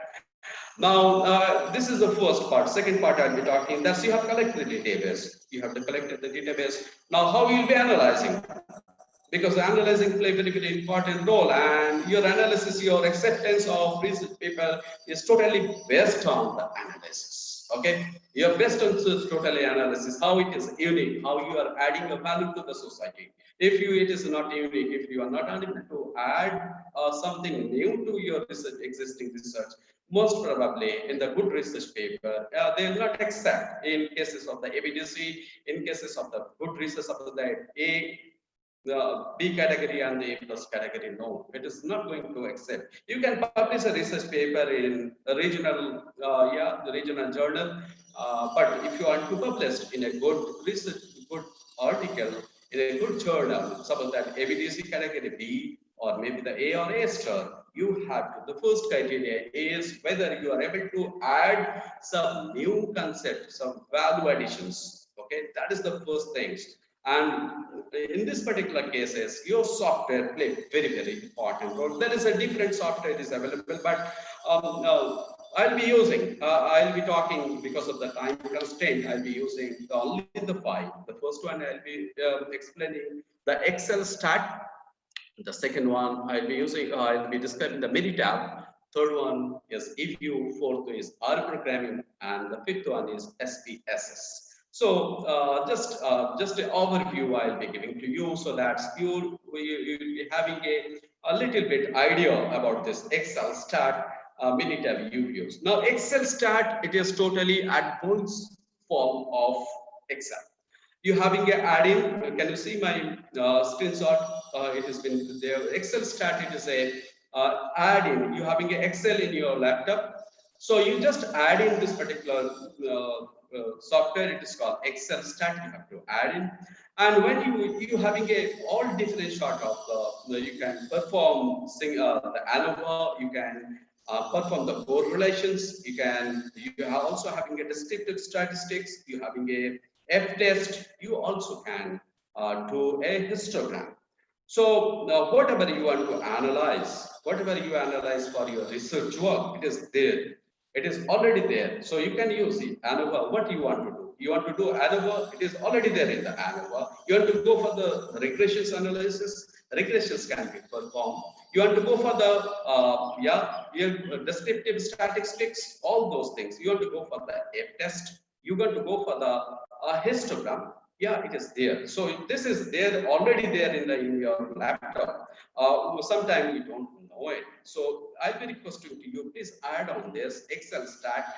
And okay, so I was talking about the regressions. Yes, you can perform the regressions. Y is equal to Ax plus C or Y is equal to Ax plus B.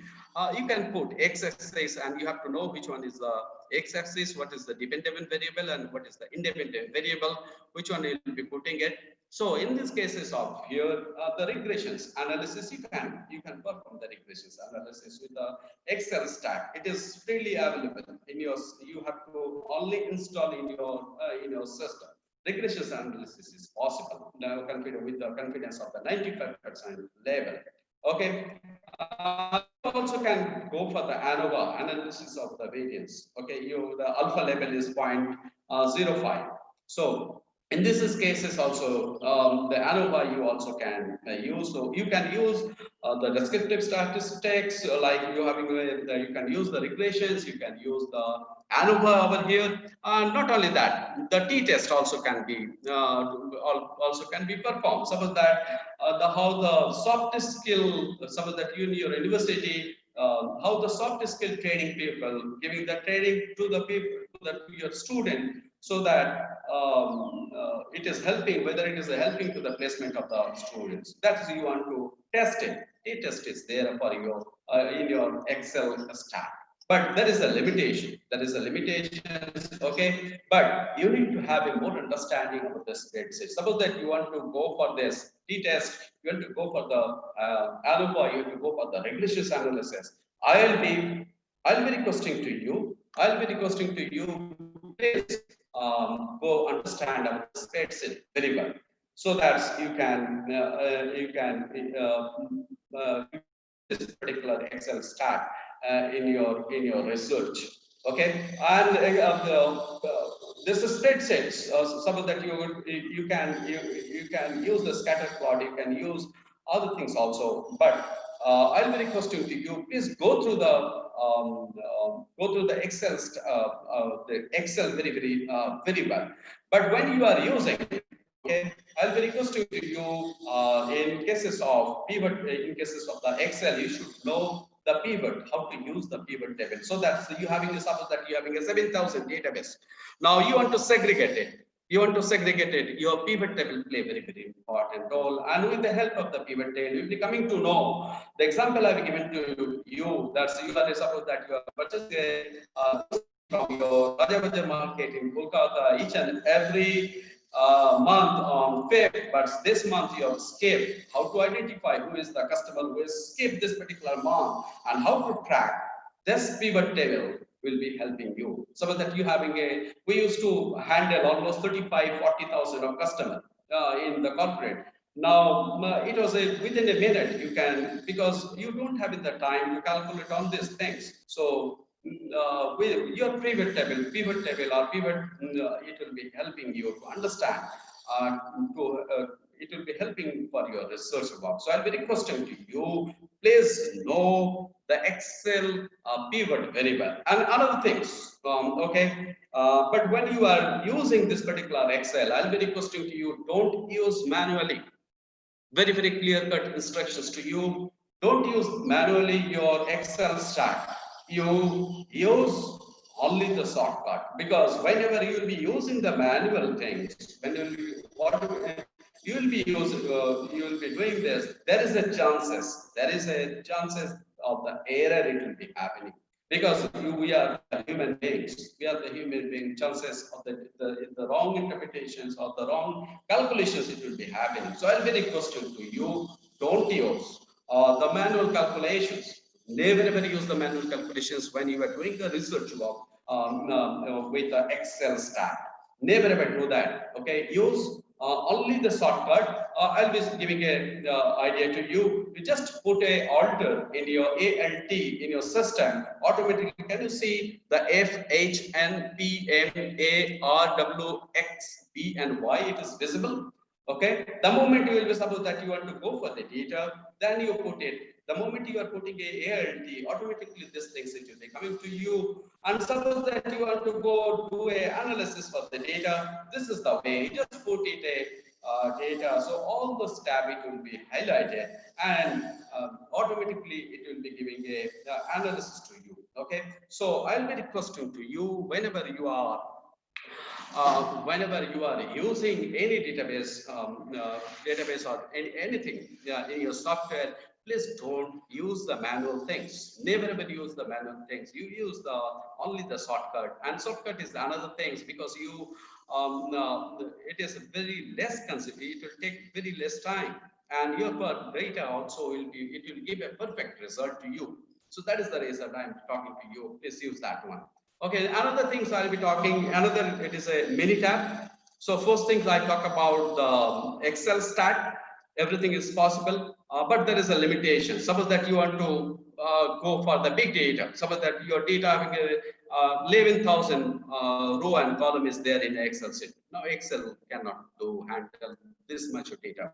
It's not possible. It's not possible. You have to have a different software for this. So obviously Excel start having a limitations, but the thing is that for a small research work, you can use that. Nobody is going to ask the questions to you. That's why you have used the Excel stack. Rather, I will be talking to you another program. This is called the Minitab.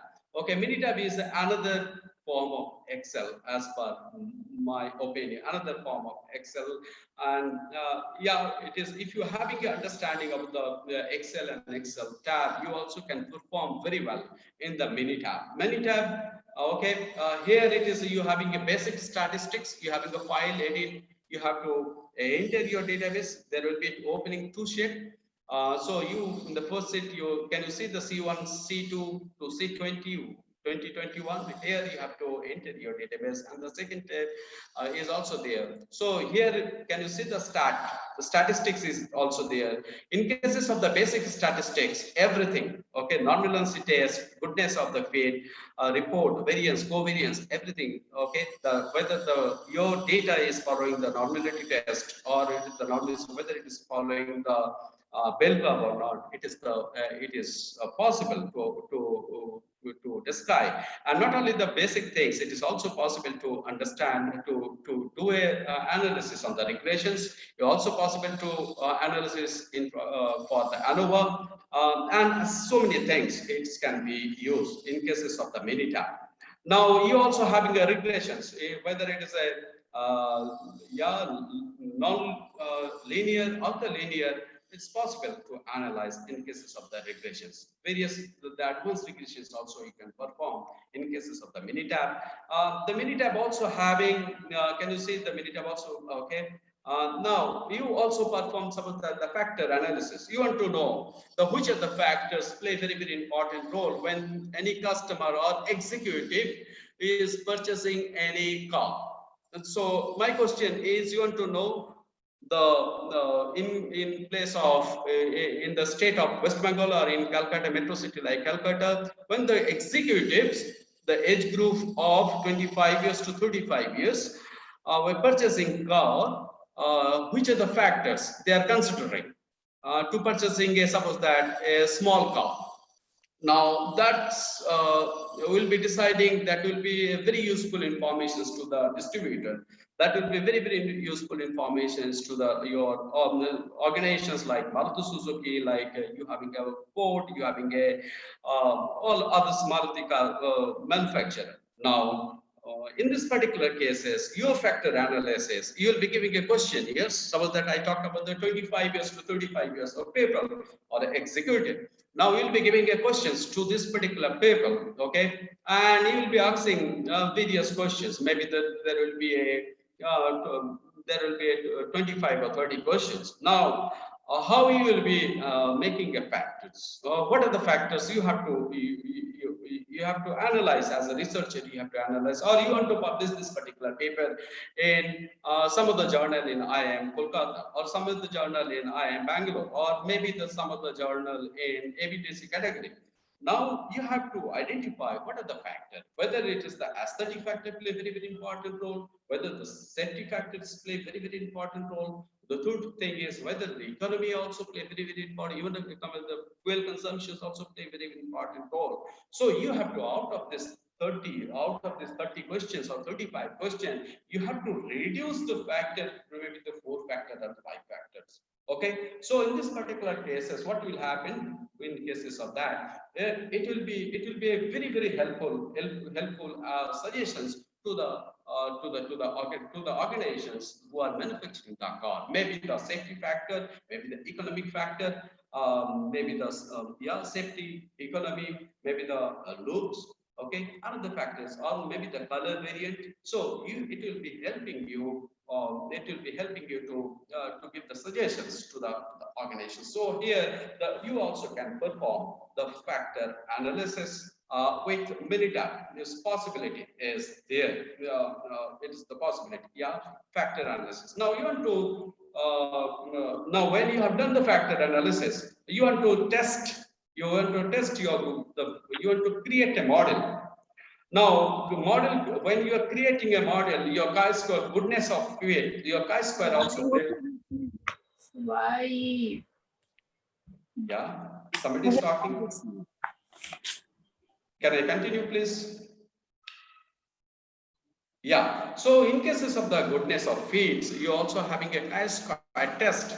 So chi-square test also, or suppose that you want to make a model fit.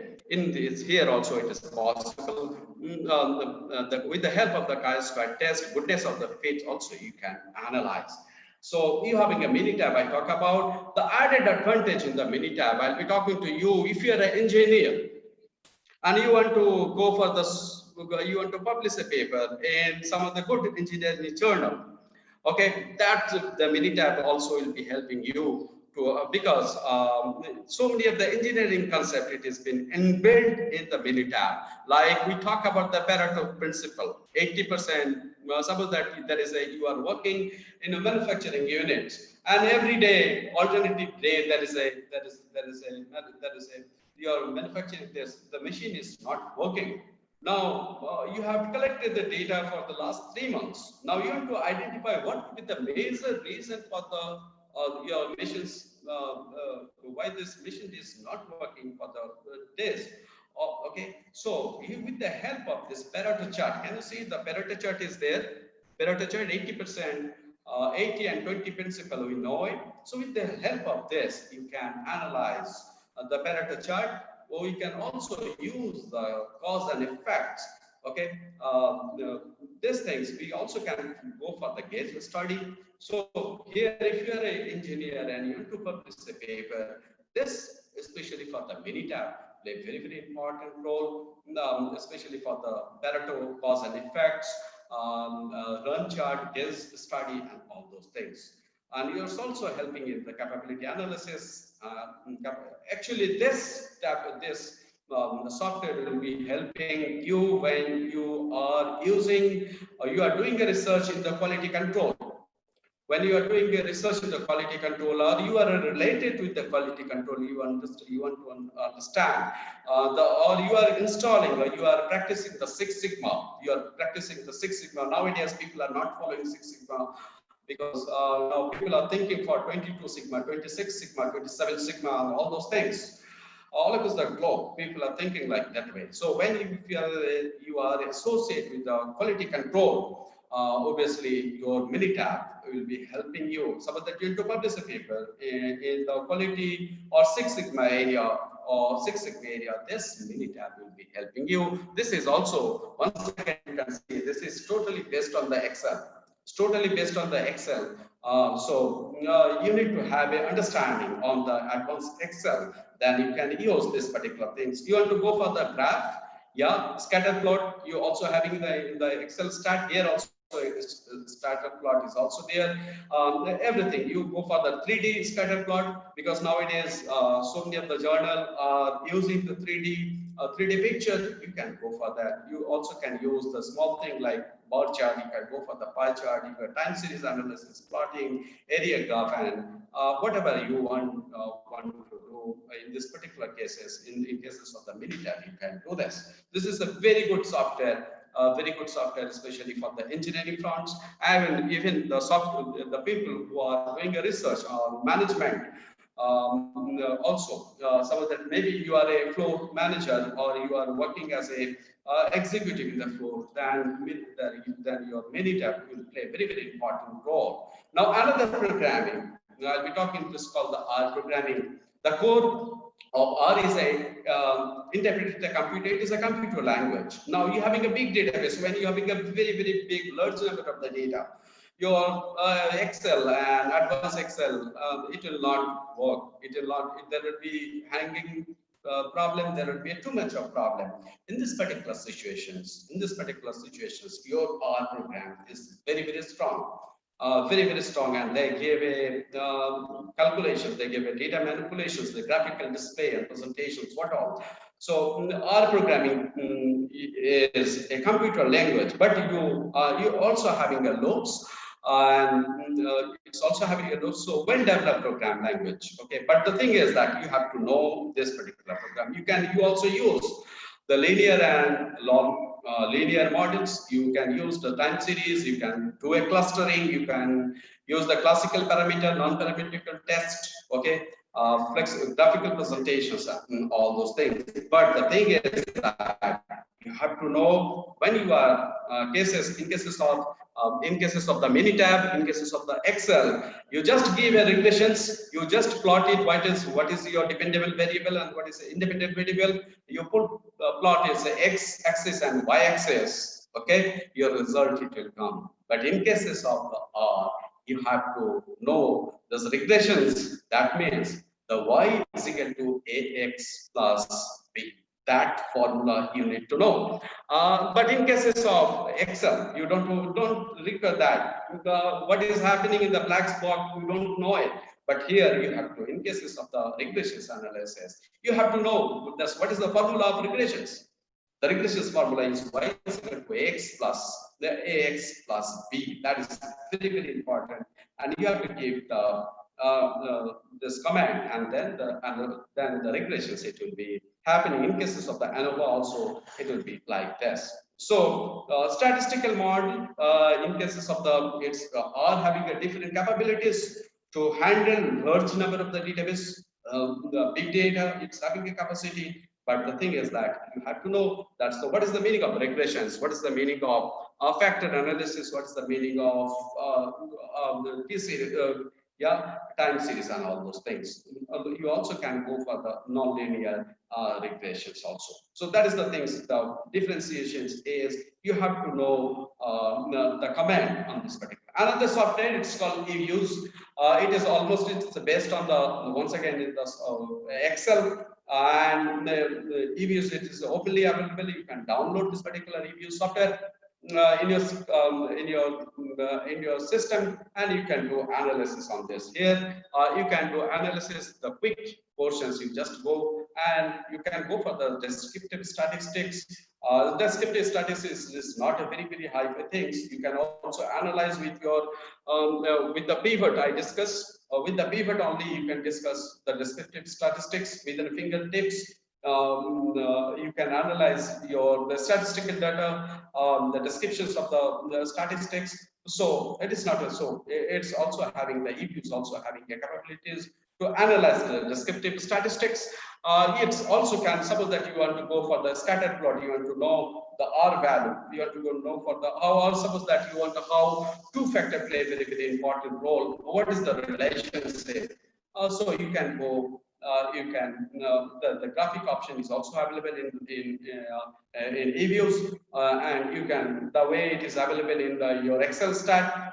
You have an Excel stat. In Excel stat, you have a scatter plot. The same thing. It is there in the EViews. So you can testing for this test also. You can go for you can chi-square test.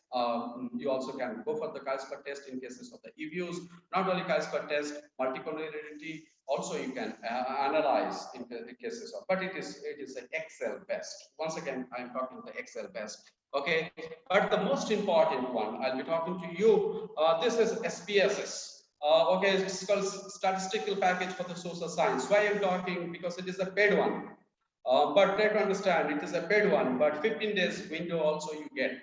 15 days also in window you can get. If you are a new, your system is new, you can download the 15 days trial. 15 days trial package in SPSS, and it is one of the most successful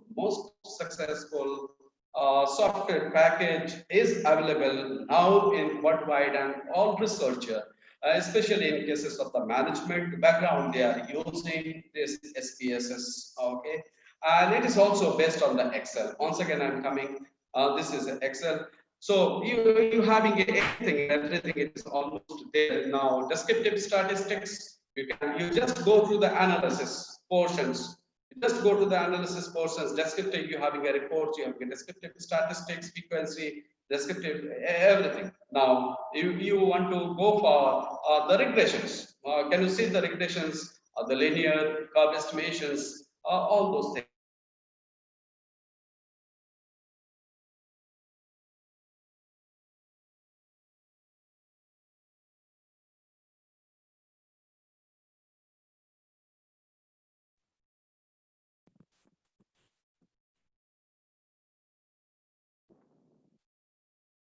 Not only the regressions model, your SPSS has the options. SPSS has the options.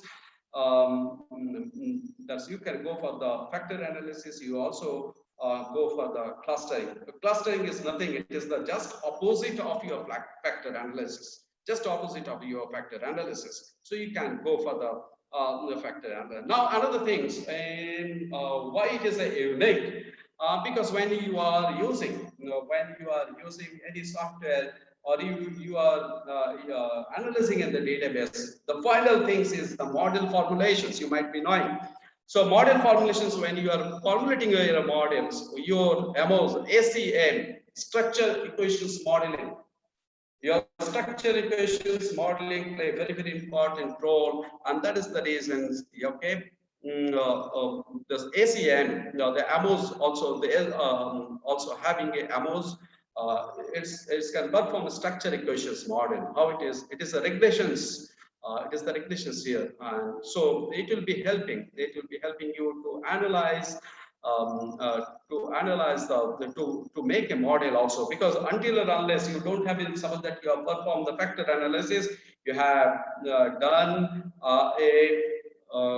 you have done all those, you have just a minute. Okay.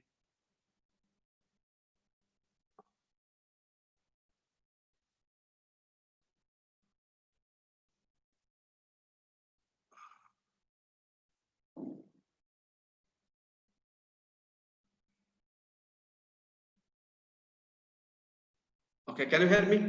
So in this particular cases, what will happen when you suppose that you have done the factor analysis, at the end of your the article, you have to make a model. Until or unless you don't have the model formulation, the acceptance of your article, it will be very less in cases of the good journal. So your MOs and ACM was also having IBM also having though it is a different software, but it's coming in with the package. So the ACM structured equations model also it will be helping you to formulate your the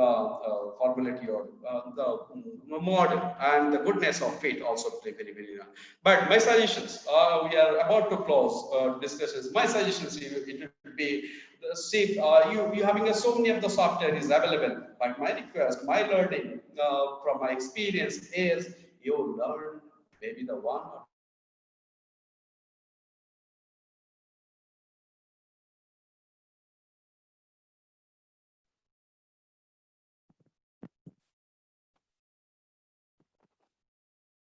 two software of your choice. You does not required at all. So you tab, okay, very tab and the Excel stack. You use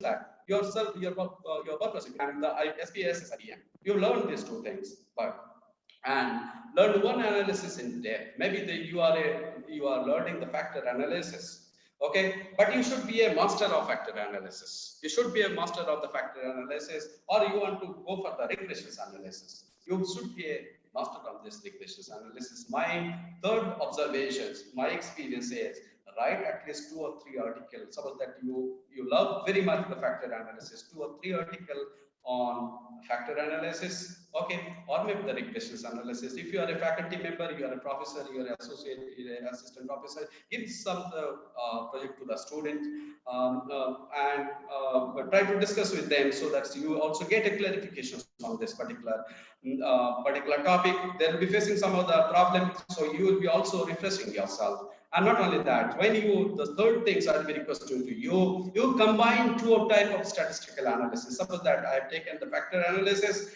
and the clustering. So factor, when you are using the factor analysis with the clustering, what will happen? It will give a good flavor to your article. Or suppose that you are using the factor analysis with the regressions, it will give a good flavor to your article. So this is my suggestions to you. So so many of the articles, so many of the software is available. It is not possible to learn each and every software because there is a mechanism is there. I'll be requesting you whichever is there on the based on Excel, use or suppose that you having a very high comment on the R. Please learn R in details. Okay, so same procedure every faculty member follow. We also followed that with the same things. Okay, so that is the things. I want to close it here. Any questions is there? I'll be happy to give the answer. Okay. Thank you all of you. And if you have any questions, I'll be ready to take it. Yeah. Thank you, sir, for your very informative session. We have one question in the chat box. Yes. And that is the Amos software open source? And can we buy it individually or the institution has to buy it? No, it is not an open source. You have to pay money for this. Amos SEM. You have to. You also get. It is a very hefty amount. They charge I'll be requesting not to purchase individually. I'll be requesting request your organization or your university or your college to purchase it because they'll be charging you the 3.5 lakhs rupees for this because this is a high demand of this 3.5. It's a very and they are a annual package for this annual package. You request, I'll be requesting to you not to purchase the software, but there is another way. There is another way to get this particular software. I cannot discuss this in this particular forum. There is another way to get this particular software. You just talk to your friends. Some of your friends it will be having that. Okay, so I'll be requesting to you not to purchase this because it is a very high amount they are charging. I'll be requesting, please request your university or college to purchase that one. Okay, I think it's clear. Okay, yes. Thank you, sir. Thank you for your suggestion. And we thank you for your time and a very informative and enriching session for us. Thank you, sir. Thank you so much. After this lecture by Dr. Aurobindo Bhandari, our third presenter is Dr. Sumanto Dotto. Dr. Sumanto Dotto at present is an assistant professor in the Postgraduate and Research Department of Commerce, St. Xavier's College, Kolkata. He has over 18 years of experience in teaching and research. He has a large number of research papers to his credit, including 21 national and 23 international publications in refereed journals. He has contributed 3 edited books, 1 case book, and 1 research book published by the Lambert Academic Publishing, Germany. His major contribution for postgraduate students at the all Indian level is a simplified textbook on strategic management. A researcher by choice, he is an editorial board member of various national and international journals. His work has been cited well, both in SSRN top 10 downloaded list as well as in Google Scholar. For his outstanding contribution in the field of marketing research, he got the National Education Leadership Award in 2019. So now we will hear from Dr. Sumanto Dotto. I request him to deliver his presentation.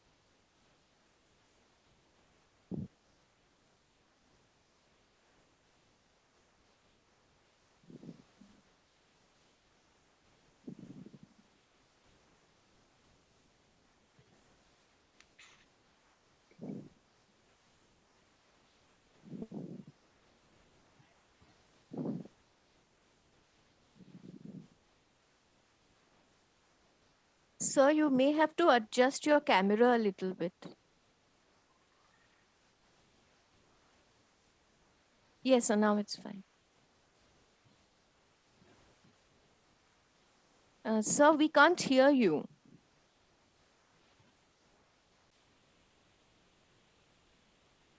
No, sir. Sir, please unmute yourself.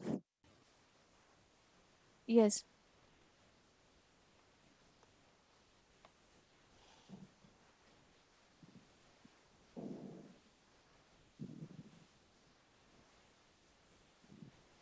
We cannot hear you, sir. Sir, we still can't hear you.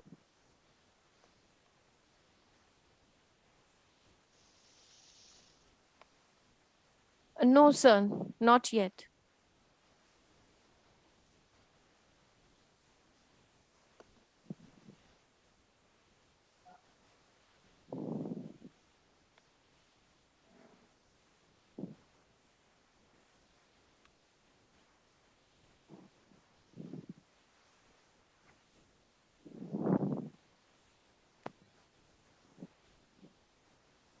No, sir. Is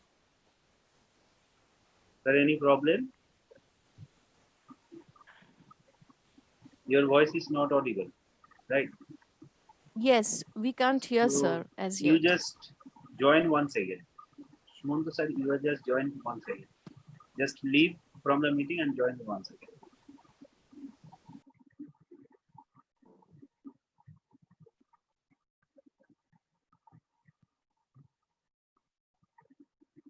ওই নাম একটু ধর।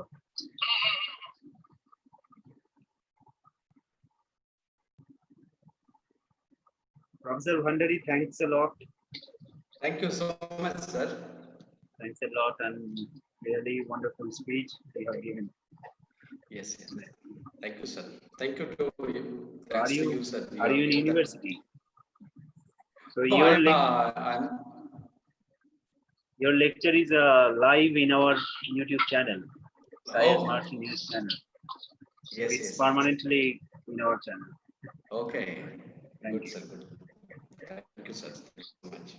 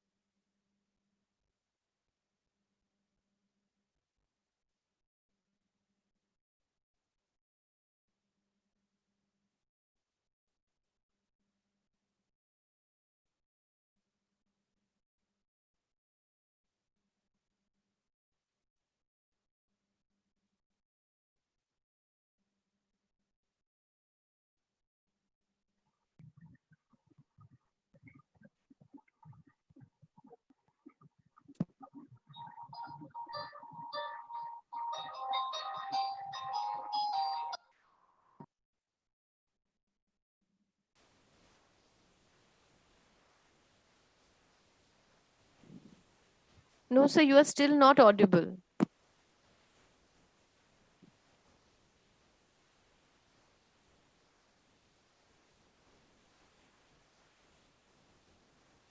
Dr. Datta, your microphone is showing on, but this is some problem. Have you any headphone or the audio is? Just check your mic here.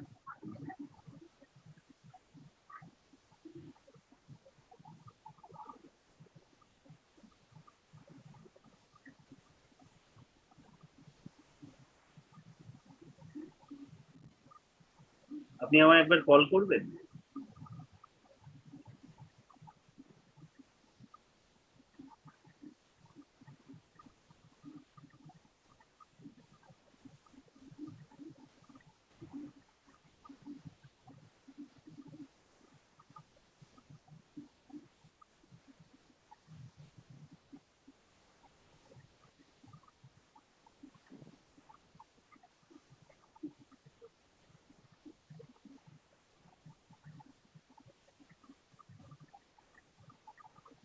Hello, Dr. Datta, am I audible?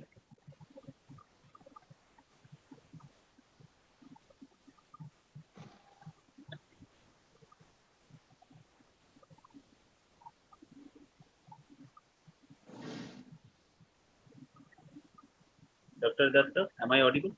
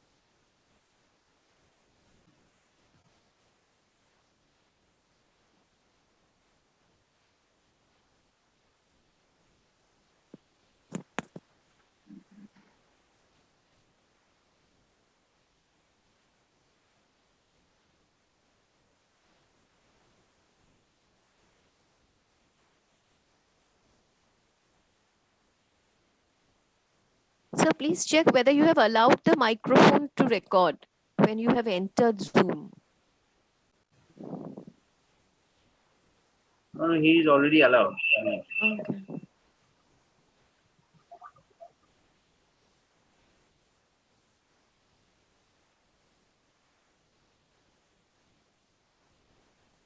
Vishwajit, can he join from his mobile?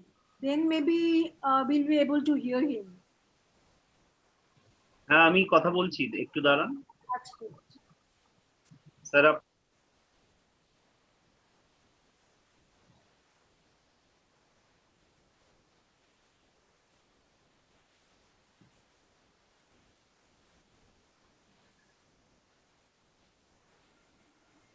Can I audible right now? Yes, we can hear you. Can I audible right now? Yes, sir, you are audible and we can also see your screen. Yes, sir. Okay. Okay. Now, You'll just have to put it in slideshow, that's all. Yes, sir. now, very good afternoon to all. I'm not a technically very strong, but I can manage all the things. Thanks to Dr. Hello doctor Dutta Yes. আপনি কোনো একটা গেজেটের মাইক্রোফোনটা মানে আপনি mobile থেকে করছেন তো ল্যাপটপের মাইক্রোফোনটা অফ করে দিন স্পিকারটা অফ করে দিন I have done it. তাহলে ইকো হবে Good afternoon all. And it's one of the most important for me Hello. to participate in this webinar. Hello Regarding the one important topic on education and research. My earlier co-presenters, have presented a very informative session, both on the funding as well as on the doctor Dutta how I'm hello doctor Dutta yes. আপনি আপনার ল্যাপটপের স্পিকারটা of করে দিন mute করে দিন ল্যাপটপের ডান দিকে নিচে যে স্পিকারটা রয়েছে সেটাকে মিউট করে দিন আপনি তো মোবাইল থেকে বলছেন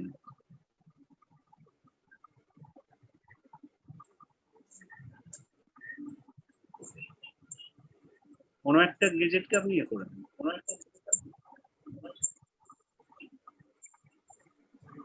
Yeah, I have already muted myself here. I don't know why it is happening. আপনি কি মোবাইল থেকে স্ক্রিন শেয়ার করছেন আপনার মাইক্রোফোনটা অন করুন It's okay right now. ওই ইকোটা হচ্ছে কারণ দুটো গেজেট হয়তো খোলা আছে, যে কোনো একটাকে আপনাকে বন্ধ করতে হবে, মানে স্পিকারটা অ্যাটলিস্ট বন্ধ করতে হবে। আপনি যেটা দিয়ে কমিউনিকেট করছেন Okay, right now. ইকো হচ্ছে। আপনি কি ল্যাপটপ থেকে স্ক্রিন শেয়ার করছেন না মোবাইল থেকে?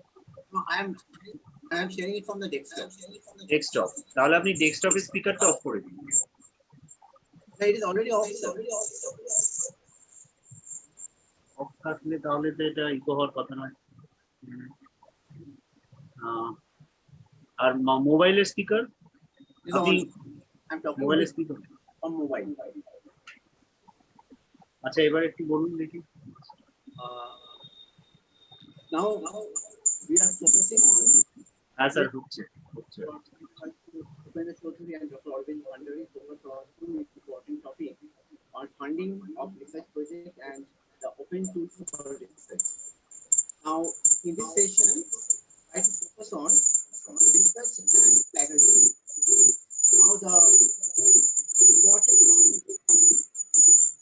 when we are in the initial stage of the new education policy, hello, mobile আর ডেস্কটপ একটু দূরে রাখলে সুবিধা হবে।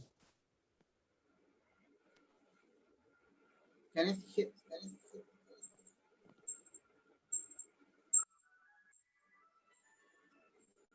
Yes, sir.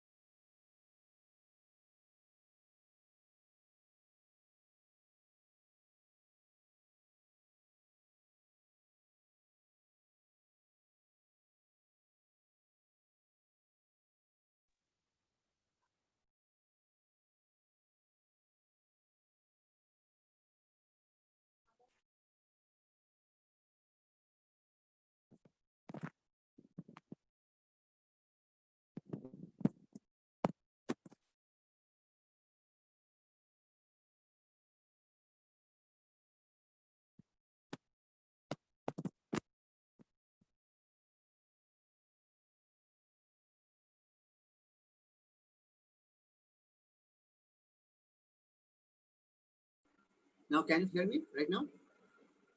Hello? Yes, sir, it's much clear. Okay, now, okay, the problem solved finally. Okay. Okay, now I try to focus in the shortage of time. I'm trying to focus on an important issue called research and plagiarism. Now we are in the verge of implementing the new education policy. And if you know that we are, if we go by the new education policy 2020, which was implemented by the ministry. Now they try to focus on three different types of universities. One is the research intensive universities, teaching universities, and autonomous degree granting colleges. And what they want actually, by 2035, all the colleges affiliated to any university, they need an accreditation to NAC and have become an autonomous degree granting colleges. Now, you know, a very interesting point. They are also thinking about, at par with IITs and IIMs, they want to implement a new policy to develop a university called MERU, Multidisciplinary Education and Research University.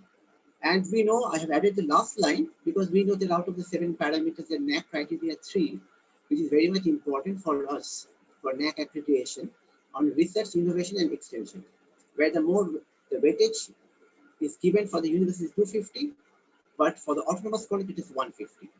Now, why I'm talking all those things?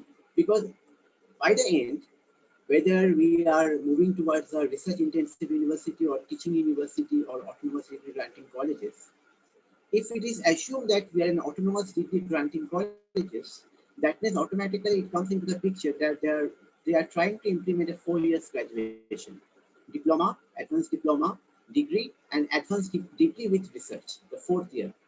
So why then means invariably we are moving towards a research implemented or research embedded education system. where not only the postgraduate level or the MPhil or PhD scholars are eligible to access the research. It is now right time to educate our undergraduate students about some idea about research. And that is a very important changing dimension of the new education policy for the HEI, higher education institutions.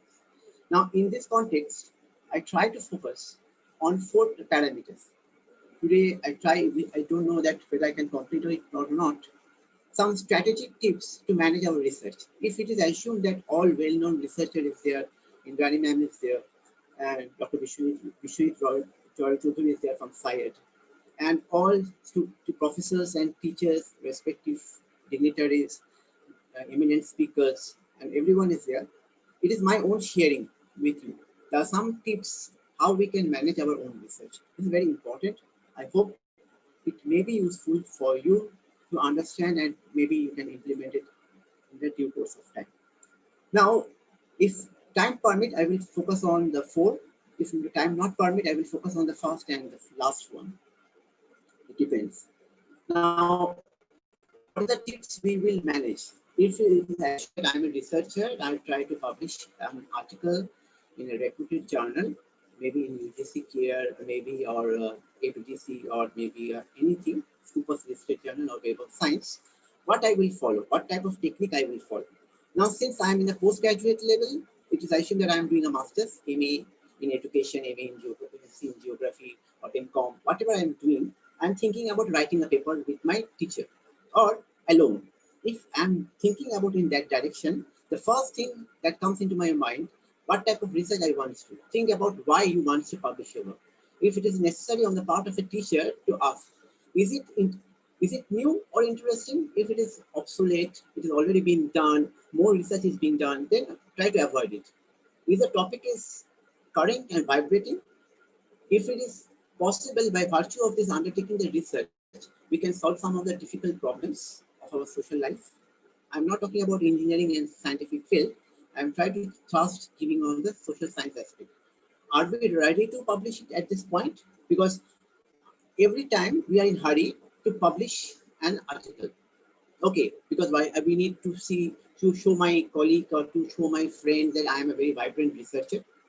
Or maybe I need an immediate attraction from the academic field. Let's see what type of research I'm doing. So many contributions I'm making. Okay, that is not the point. Try to think about, is the topic is important? Is the topic try to give you the internal satisfaction? And is it ready to publish?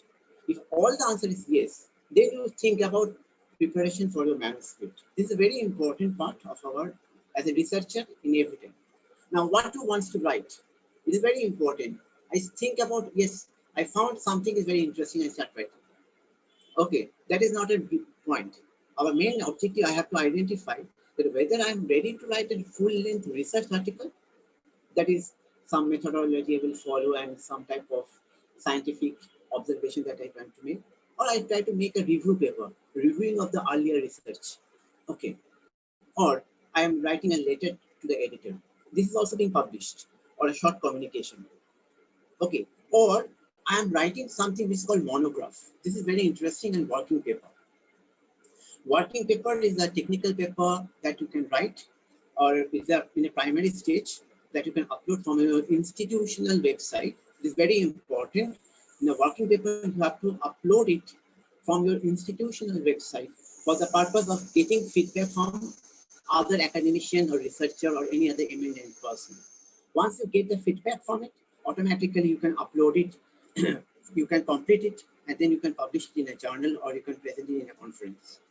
But in a monograph, what happened? You can develop a monograph by taking a funding or taking some help from your institution and then publish through your education or institutional portal. That monograph is available. The monograph written by this professor, there are 10 number of monographs available, published from Department of Commerce, Department of Education, Department of Geography, whatever it may. So there is a fundamental difference. Monograph is a complete paper on a particular area and on a given specific theme. But working paper is a primary preliminary paper, a scientific investigation that you have initially undertaken. Once it is in the progress right now, but it is not being done completely. You have uploaded it only because you want to get feedback from it. otherwise not. Okay. So working paper and monograph, both you can upload it from your institutional website, which is much preferable, not individual. Third, now research can be carried out. You can substantiate your earlier theory. You can find out some contradictory findings. They have done the earlier research is being observed in that way. So why not in the other way?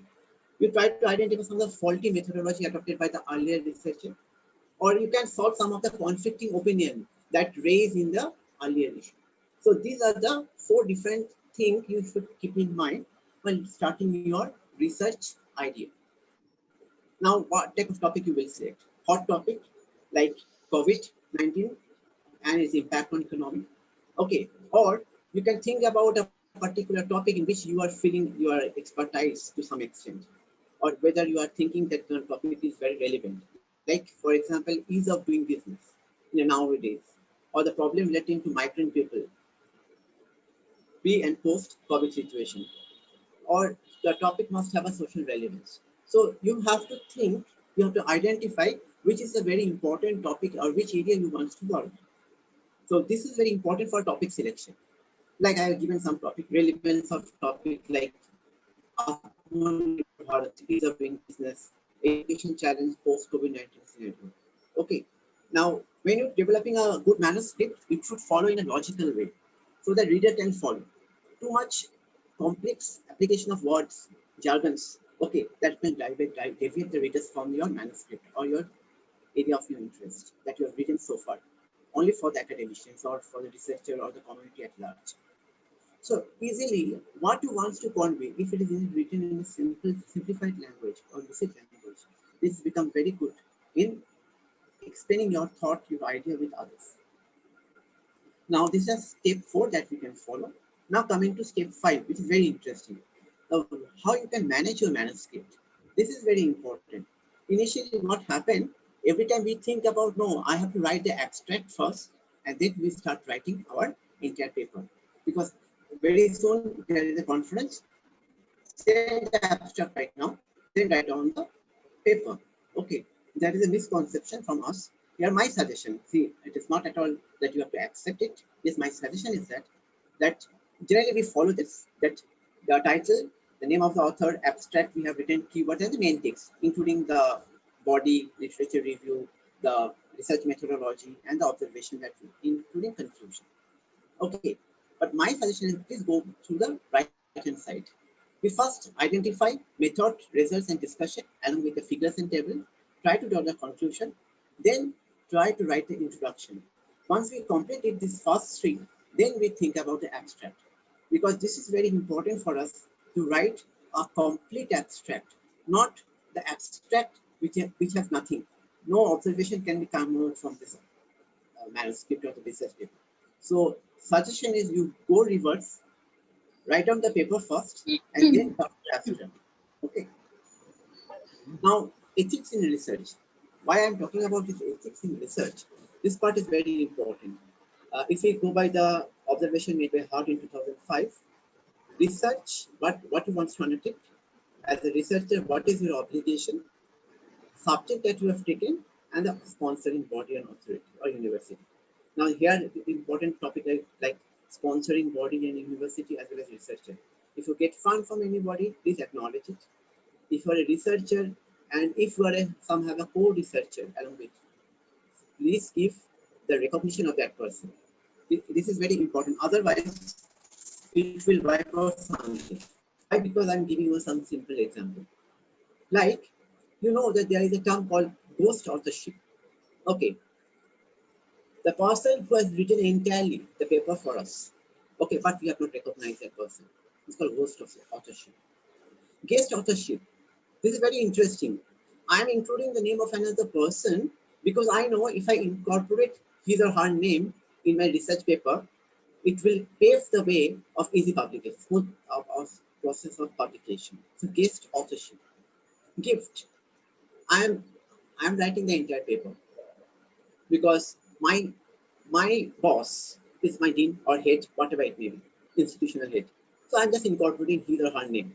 This is called gift authorship. That means that the person has nothing to contribute here, but I am only to Please the person, I'm incorporating his or her name. It's called gift authorship. All are illegal, actually. But if some person is contributed, please recognize the person. Even if the person is a ghost authorship, please give him an appropriate recognition. Okay. Or there may be someone, surrogate authorship. This one is very interesting. What is surrogate authorship? Someone has written something for me. Okay, so I'm not recognizing that person. Okay, I'm just taking it and considering it as my own. That's called surrogate authorship. So I'm taking it entirely from him. Okay, and I'm not giving recognition to that person. So this is one important thing in ethics in research that we initially must aware of, and we are responsible to aware our students about this before we start research. Now the thing is that before we send our paper to the different journal, the point number 7 I have given whether the journal is predatory or not. Now, in case of a predatory journal, we know that they are demanding extra money. That is not always predatory. They did never follow a real peer review process. That is predatory. They do not have an academic purpose, but only for making money out of it. That is predatory. Now, what to do? How to solve this problem? There are two options in your hand. You can check the Bell's list for predatory journal and publisher, which is not functioning right now, defunct now. From that, you can get all the list of journals, including the journals which are predatory in nature in India, is available there. Now, since it is defunct now, you can go to the Cable International, where you get the current predatory list of journals. Cable International, where from, other than the Bell's list, you can get all the journals and the name of the publisher which are predatory. Okay. Now, is the publisher is yes, it is legal, but it takes science. It is not listed in bills. It is a part of DWAJ, Director of Open Access Journal, or Unrich Periodical Directory, or OSPA, Open Access Scholarly Publishing Association. In any one of them, if they fall, then this publishing house is not illegal. But definitely you will check it from Bell's list as well as from the Cable International. This is a point number 8. It is very important for us to remember and to check before we submitting our paper in the given journal. Now, this part is very important that some are claiming impact factor 10, 12, 6.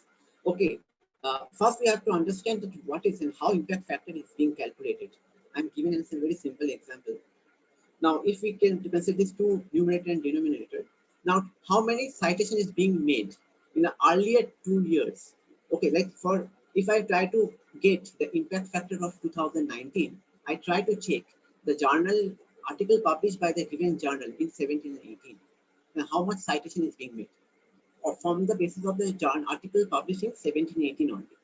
Say for example, in the example I have given, in 17 and 18, the respective journal has published 300 articles, 150 in the 17 and 150 in the 18. And total 600 citation is being made in 2017 and altogether. So here the impact factor is a 600 citation, total citation, including 17 and 18, divided by total number of articles published by the respective journal in 17 and 18. The value comes indicate the impact factor for 2019. Okay, so this is the way we can calculate and see if it is 10, 20, 30. Okay, in that case, it is very difficult for us to depends on this type of false information. Okay, so what is very important? So we have to check the impact factor. Okay, so for this we can go by the research matrix called Journal Citation Report Matrix, called JCR matrix. It's very important for us to help us to see that whether it is important to impact factor is authenticated or not. Authentic information about the journal impact factor can also be judged from Shimago journal rank. Okay, or you can also get it from CiteScore. Okay, so journal citation report, JCR matrix, you can also check it from Shimago journal rank, or you can also check it from the site, check the Now, next important thing, journal rank. Whether journal is ranked or not, or any other journal which is published abruptly. So journal rank, if you are a true researcher and if you want to publish a quality article here, so you must check the Thomson Reuters Journal JCR report and Elsevier Shimanko journal and country rank of the respective journal, where from you will get all the information about the journal rank before submitting your paper. Okay, now I told you in the earlier point that your paper is right now in the initial stage. You have written the paper. Now you are searching for whether it is predatory or not, whether it is ranked in the international appropriate authority wise it is being ranked or not. That is why you have written this journal rank. Now you will want to check it is recognized by some accredited agency or not. To check certain things. If you want to publish, then check the UGC care list. Care A in the UGC care, there are two parts, A and B. B is for the list published by the UGC care for different type of Indian journals, and A part is for the Scopus Investor Web of Science listed journal. Other than, you can directly go to the Scopus and Web of Science to check the authenticity of the journal, whether it is listed or accredited by this particular agency or not. You can also check the journal accreditation from Indian Citation Index as well for the Indian journals. And if you want to publish in the reputed journals, ABDC listed journals, then check the ABDC listed rank of 2019 or 20, whatever it may be, in your hand. You can download it from the website, and then you can check where is your journal name and whether it is in a category A, B, C, or D. Then you can check the paper, your paper quality, and then draft it, modify it accordingly, and then submit it. Next point, this one is very important. How long is the peer review process in publication? Calculate the total publication time. You are saying that it takes certain time to review. Okay, then if it is a Scopus listed journal and if it is a paid journal, then 2 to 3 or 4 months. If it is a non-paid Scopus listed journal, it's 4 to 8 months. It will vary. But calculate the total publication time, date of submission initially your paper, then review time, then returning the particular paper into you. Okay, then rectify it or re-modify it and resubmit it. Then after that, another month, 2 or 3 months, they will take in order to entire time lag you have to consider. So that is called total publication time you have to take care of. Okay, so if you see if you want that I am submitting my paper in the month of August and I want to publish it in the month of September, then you are selecting a wrong journal. Now, once the paper is ready, now you are ready to submit. Now you have to check the journal status, journal rank, journal name, everything, and also the peer review process. Now it's very important for every researcher because I have spent some time in organizing some of the seminars and conferences in our institution, and I have seen that we have given the guideline to the researcher or the participant to submit their paper in the conference, and 80% of them are not following the guideline. So again, we have to take some time and then instruct, check the formatting, and then we have to publication. So read the instruction manual very carefully. Once you have written, once you write it down, please check the instruction manual. It will vary from particular journal to journal, and then follow the submission guideline. Then you make your paper ready. So do the editing process accordingly. Now, before you submit, this part is another new important for us nowadays, that we have to check the ethics review certificate. Either you can go to the COP, or you can go for WAME. Okay, particularly medical related journals that fall in this category. Otherwise, if you are written a paper on social science, you can check the guideline given by COP. And that COP guideline is for more or less all the papers who are listed in the social science area. So you can check the review certificate of as per the COP and WAME. Mainly for those who are in the social science, please follow COP before submitting your paper. And then you can submit your paper. You can revise it, submit your paper in a journal like Scopus, Web of Science, UGC care list, whatever it may be. Okay, so this is the way you will follow as a researcher. Is my own suggestion. It is not necessary that everyone has to follow, but you can follow it and then you can submit it. It will help you a lot in overcoming some of the problems. Now, other than that, some of the things you can also take care of. Now, when you're writing paper, two important things come into the picture. The way you are writing the reference, the way you are writing the literature review and the citation. If you want to write your paper and manage your reference and citation, some of the free software tools are available. Inago, EndNote, Choudhury, and RefWork. Okay, some of them are free, some are free, and some are also paid. Okay, so you can take any help from any one of them. I think Choudhury and RefWork will work very good in this context. So last two, Choudhury and RefWork. Now there are so many plagiarism tools are there, so many, not possible for me to accommodate all the points. But if you want to check it on a continuous basis, free of cost, then you can use Viper or Paper Rater and Duplicator for free of cost. One paragraph you have written, check it and then go for the further. Otherwise, if your institution having this purchase software, then you can go for Authenticate and Turnitin. Both are same on the same institution on the same head. So you can use Authenticate and Turnitin, the plagiarism detection tool, which is very much important for us because I will tell you the plagiarism rules and regulations and relating to as guideline given by the UGC from time to time. So you can, because it's very important because not only we are the researcher, our students who are in the postgraduate level, our students who are fall under new education policy in a 4 years undergraduate course, degree course with research work, they must understand the ethics first. They must understand the way to write paper. They must understand the plagiarism detection tool. This is thing to make them more transparent to the academic community world at large. Now, another thing is very important, journal database, where from we get the papers. If you have an institutional database, then you can go for EBSCO. You can get some papers from Science Direct, Scopus, and Google Scholar Advanced Search version. The Google Scholar Advanced Search, then plus PDF, if you can search, you will get so many journals in the same title. Now, once it was done, once it is assumed that you have published your paper, now you want to spread the paper among the large number of community. You can take the academic platform like Academia, ResearchGate, and ICSR. You can take another, because if you take Google Scholar as an academic platform, automatically all the papers must be in online form. Okay, so that people can check and the Google can also verify it. Because based on that, they will give you, I am telling you the thing, how you enhance your citation. This one, you can, if you can allow for this Google Scholar citation, what is very important, it is assumed that you have written papers and the papers are available in online form, not an offline form. If it is available in online form, you can create a free of cost this Google Scholar My Citation.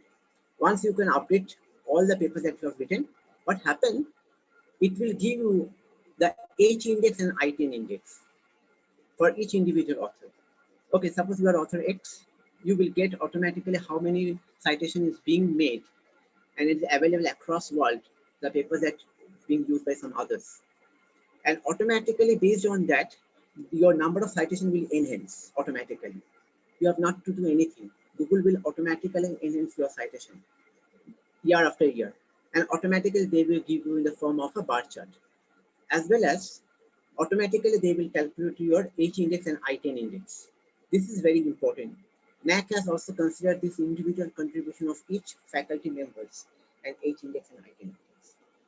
Coming to this next point, you can upload your paper in Excel.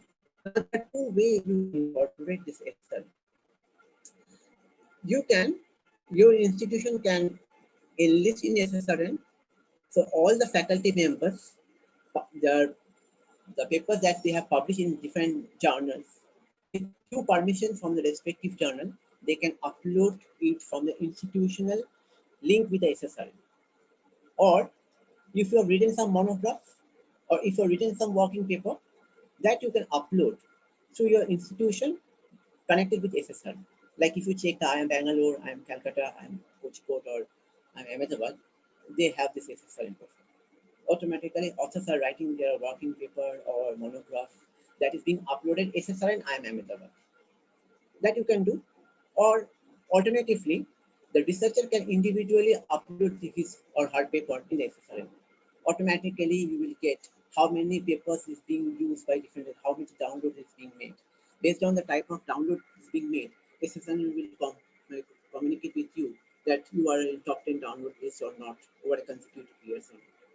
Okay, so this is very important for us to enhance our own. See, writing papers is not sufficient. Communicating this information among the different academic community is very important, so that dissemination of knowledge can be possible.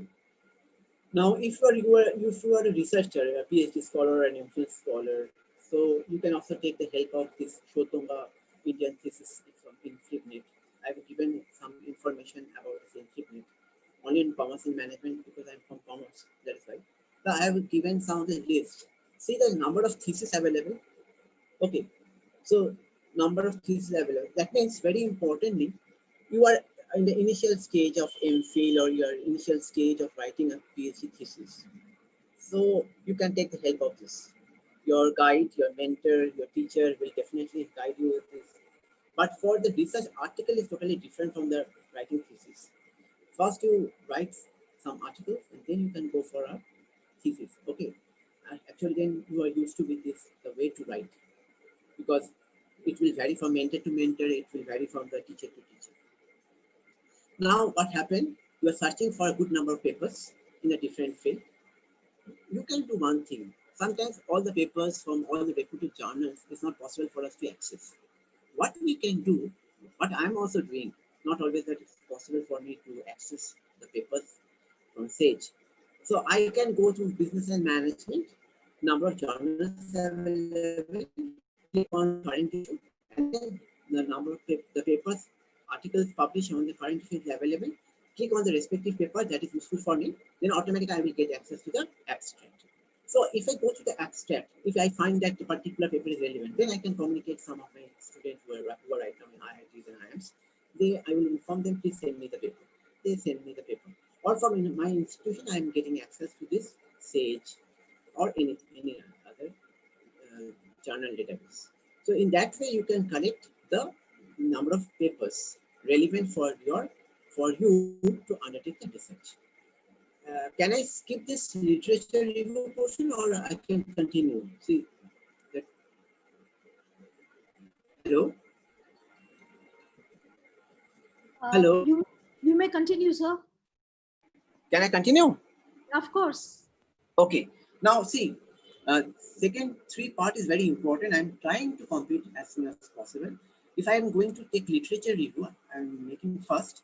Now, how we start, what actually we want, and how we start literature review. There's so much ideological difference between the teachers. Now, what to do, what not to do, how we write, what student will write. Even the students are writing in his own way, but actually please follow one particular parameter so that we can. We are drafting literature only to show relationship with my previous study. Whether any type of research is already exist or not. We try to identify whether it will support my main idea or not, or main ideology or not. Or the most important part of undertaking the literature review is to write down the research gap. But keep in mind one thing, writing research gap also needs support of literature review in the form of citation. Okay, in most of the cases, we just avoid it, we just only research gap. Actually, we have reviewed so many papers, 10 national, 11 international, and we got this gap. Where is the gap? Where you find the gap? That gap, when you are writing in the research gap, it also must be supported by the literature review. Okay, now what type of source we can take? We can take the primary research directly by field study, secondary from the different articles, or some conceptual papers or theoretical papers. Okay, or we can go for the opinion-based clinical. We are going interacting with the people that are not research. That may be in the form of a case study published by an author. We can also take the help of that case study. So which are not well researched. This is called anecdotal or opinion or clinical based review. Okay, now how you process? You can divide the literature in the form of a theme. You can present the literature in the chronological order. That is the most common form of literature review, generally used by most of the researchers. 19, then 18, then 17, then 16, that way. Or this part is very interesting, the first one, according to your theme wise. And the second one, exploring the theoretical methodology of literature. Okay, when most of the cases, when the literature is theoretical with no such empirical support, okay, that means when we are looking for some qualitative study, at that time this type of review is very important. I'm showing you the way to write this review. Okay, there is one form. First form is traditional or narrative form of literature review. What is narrative or traditional form? This is a traditional form. Again, I'm repeating this earlier one. See the point number 2, presenting the literature in a chronological way. That means, in a way we are writing. We are incorporating the name of 2 authors who are written in the year 96, and then the review is being made, paragraph wise. 96, 95, 98, 95, 94 in that way. Or we can do in another way, which is called the narrative form of literature review. This one is called traditional format of literature review. If you go by narrative form, it looks like that. Narrative form is very tough.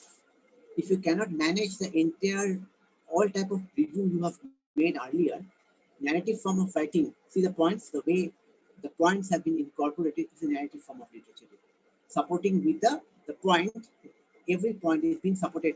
How many papers, how many reviewers are already being used this particular term and show the relationship 95, 2010 and 2015. So it means the particular term or point is being also explained, have a similarity with the earlier researcher who have undertaken their research in 95, 2010 and 15.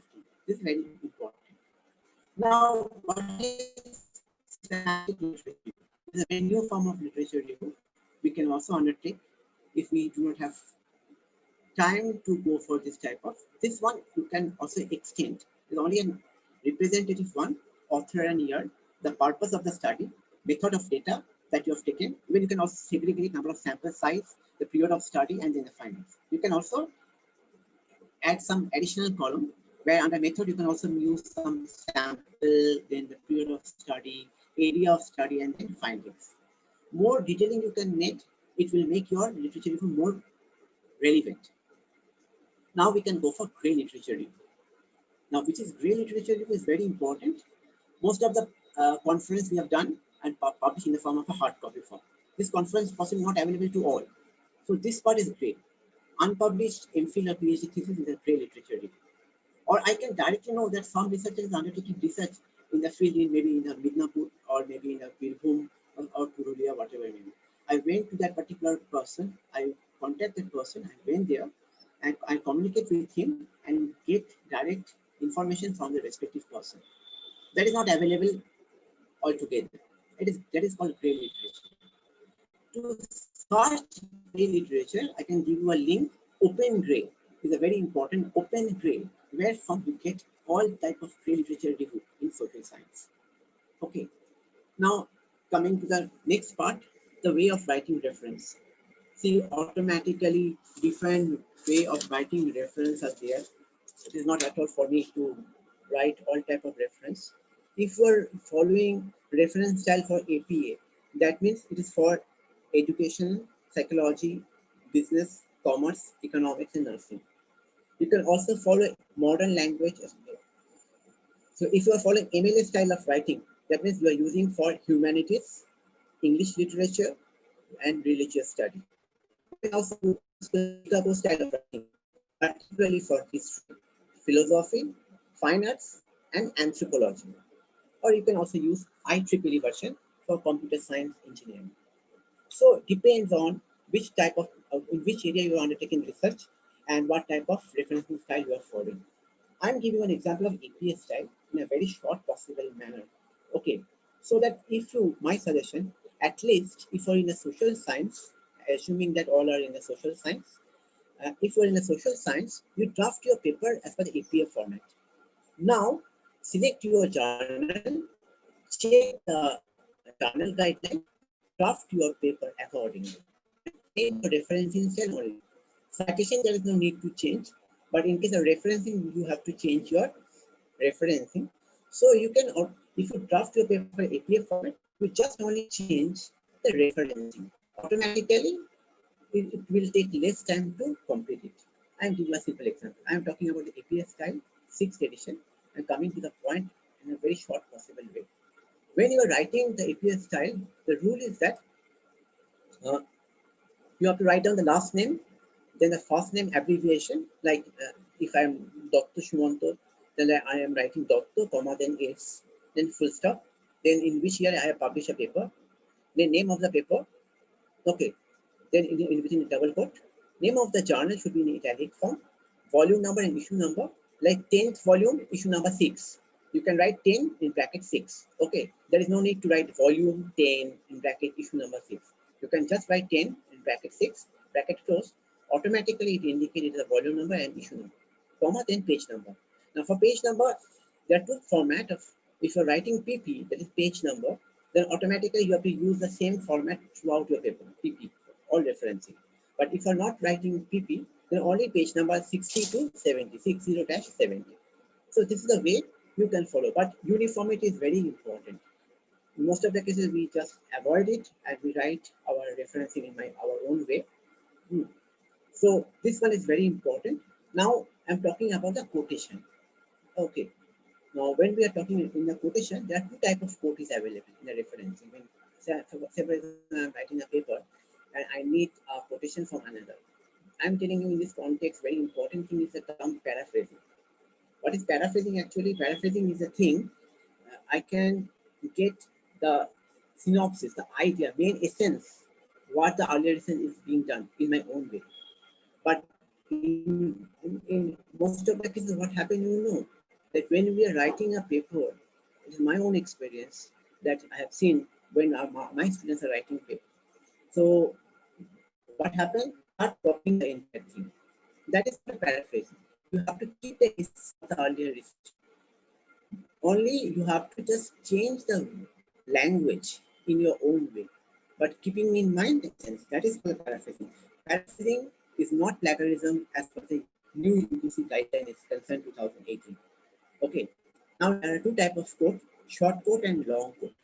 We generally avoid if you're in Bengali, if you're in history, if you're in a social science like psychology, social anthropology, or in education, maybe you have to quote something. When you are quoting, please keep in mind two important things. Whether the number of quotes less than 40 words, more than 40 words. If the quote is less than 40 words, then in a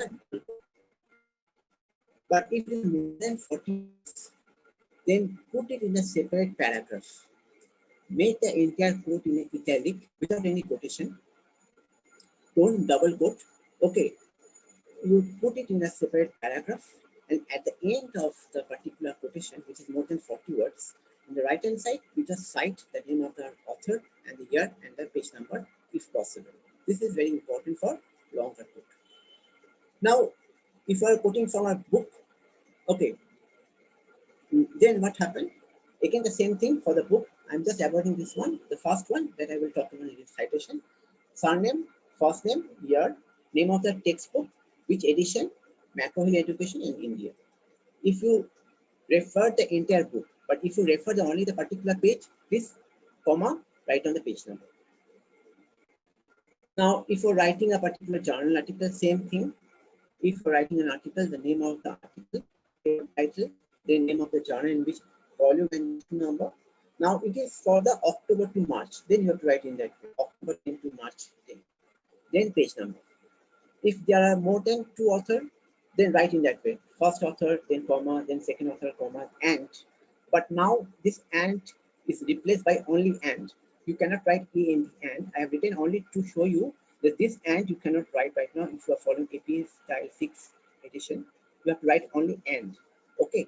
Respective remaining points are remain same. Double quotation within the title, then the name of the journal in italic, then the volume and issue number within the bracket, and then page number for the journal articles. Now this one is very important. If you're taking something from the web, okay, then click the link and paste it, and then write down as access on which particular. Access state is definitely you have to mention, otherwise it has no relevance. If you try to quote a particular edited book, then automatically you have to write the name of the particular title of the edited book, who has edited, and in the person who has edited or number of authors who have edited, in bracket you have to write ed dot. Ed in dot indicate it is an edited book. Otherwise, we cannot recognize whether it is an edited book or not. This ed is very important, it's small. then name of the book, knowledge management, and the page number. This one is very interesting. Article from newspaper. When you are quoting a reference from article, if the name of the reporter is there, it's good. Then automatically you have to follow the name of the reporter's surname, then first name, then year. This is totally different from the earlier method. Year comes first, then in which, say for example, August 12, comma, then name of the paper, the title of that particular news, and Business Standard or Economic Times, and which page. Now, page 14 here refers to, I am taking a hard copy of the paper, this Business Standard hard copy.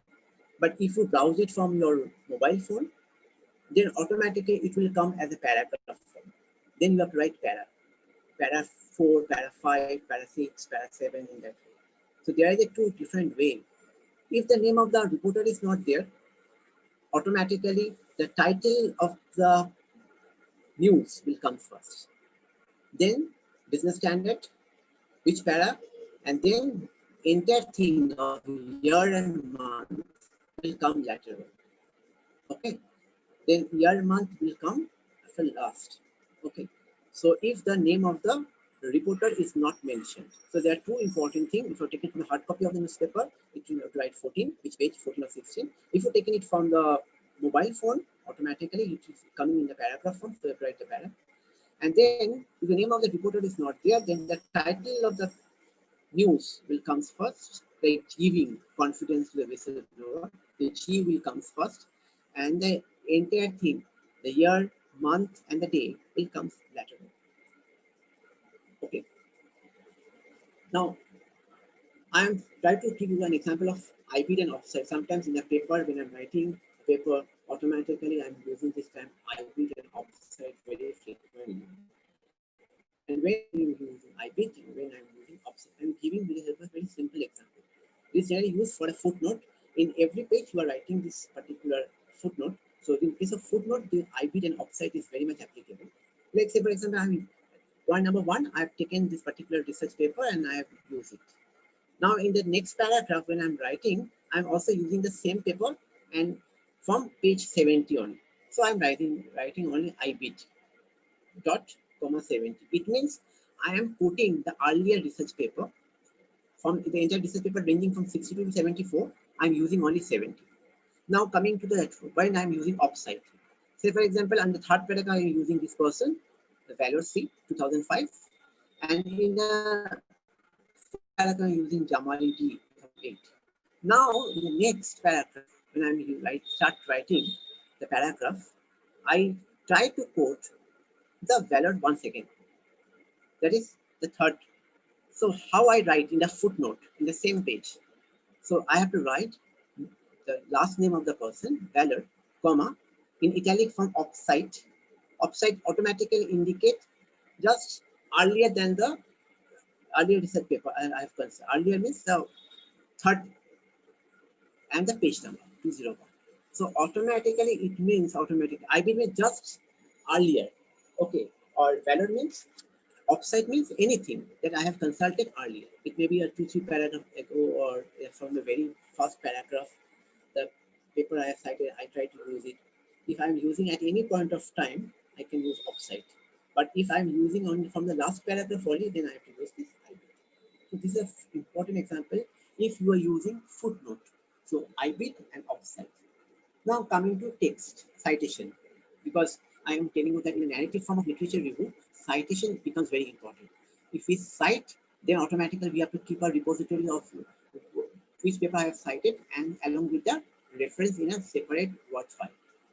Now, if I have putting one person as per the APA style, I am using one word by one author. Only the surname of the author and the year. One word by the multiple author. See the point? Two surname written by with and the year. One word by 3 or more author, then the last name of the first author, then it should be in etal, in italic form, and then year. It means there are more than 3 or more authors there.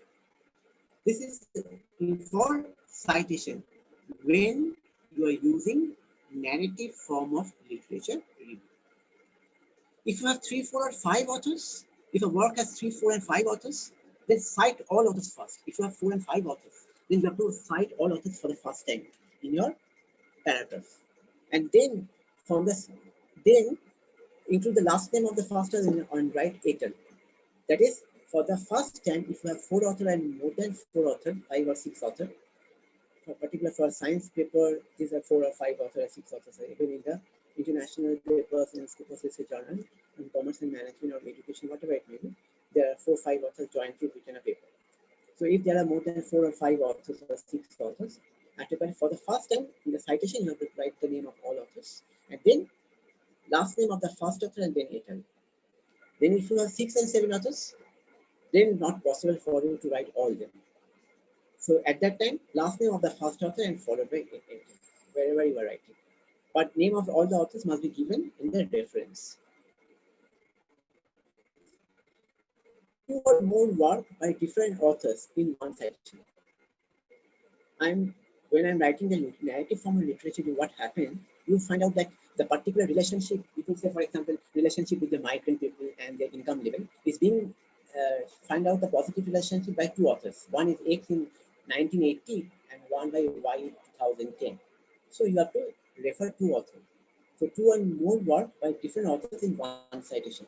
If you have 2 or more work by the same author in one citation, then automatically name of the surname of the first author, then 11 and 12.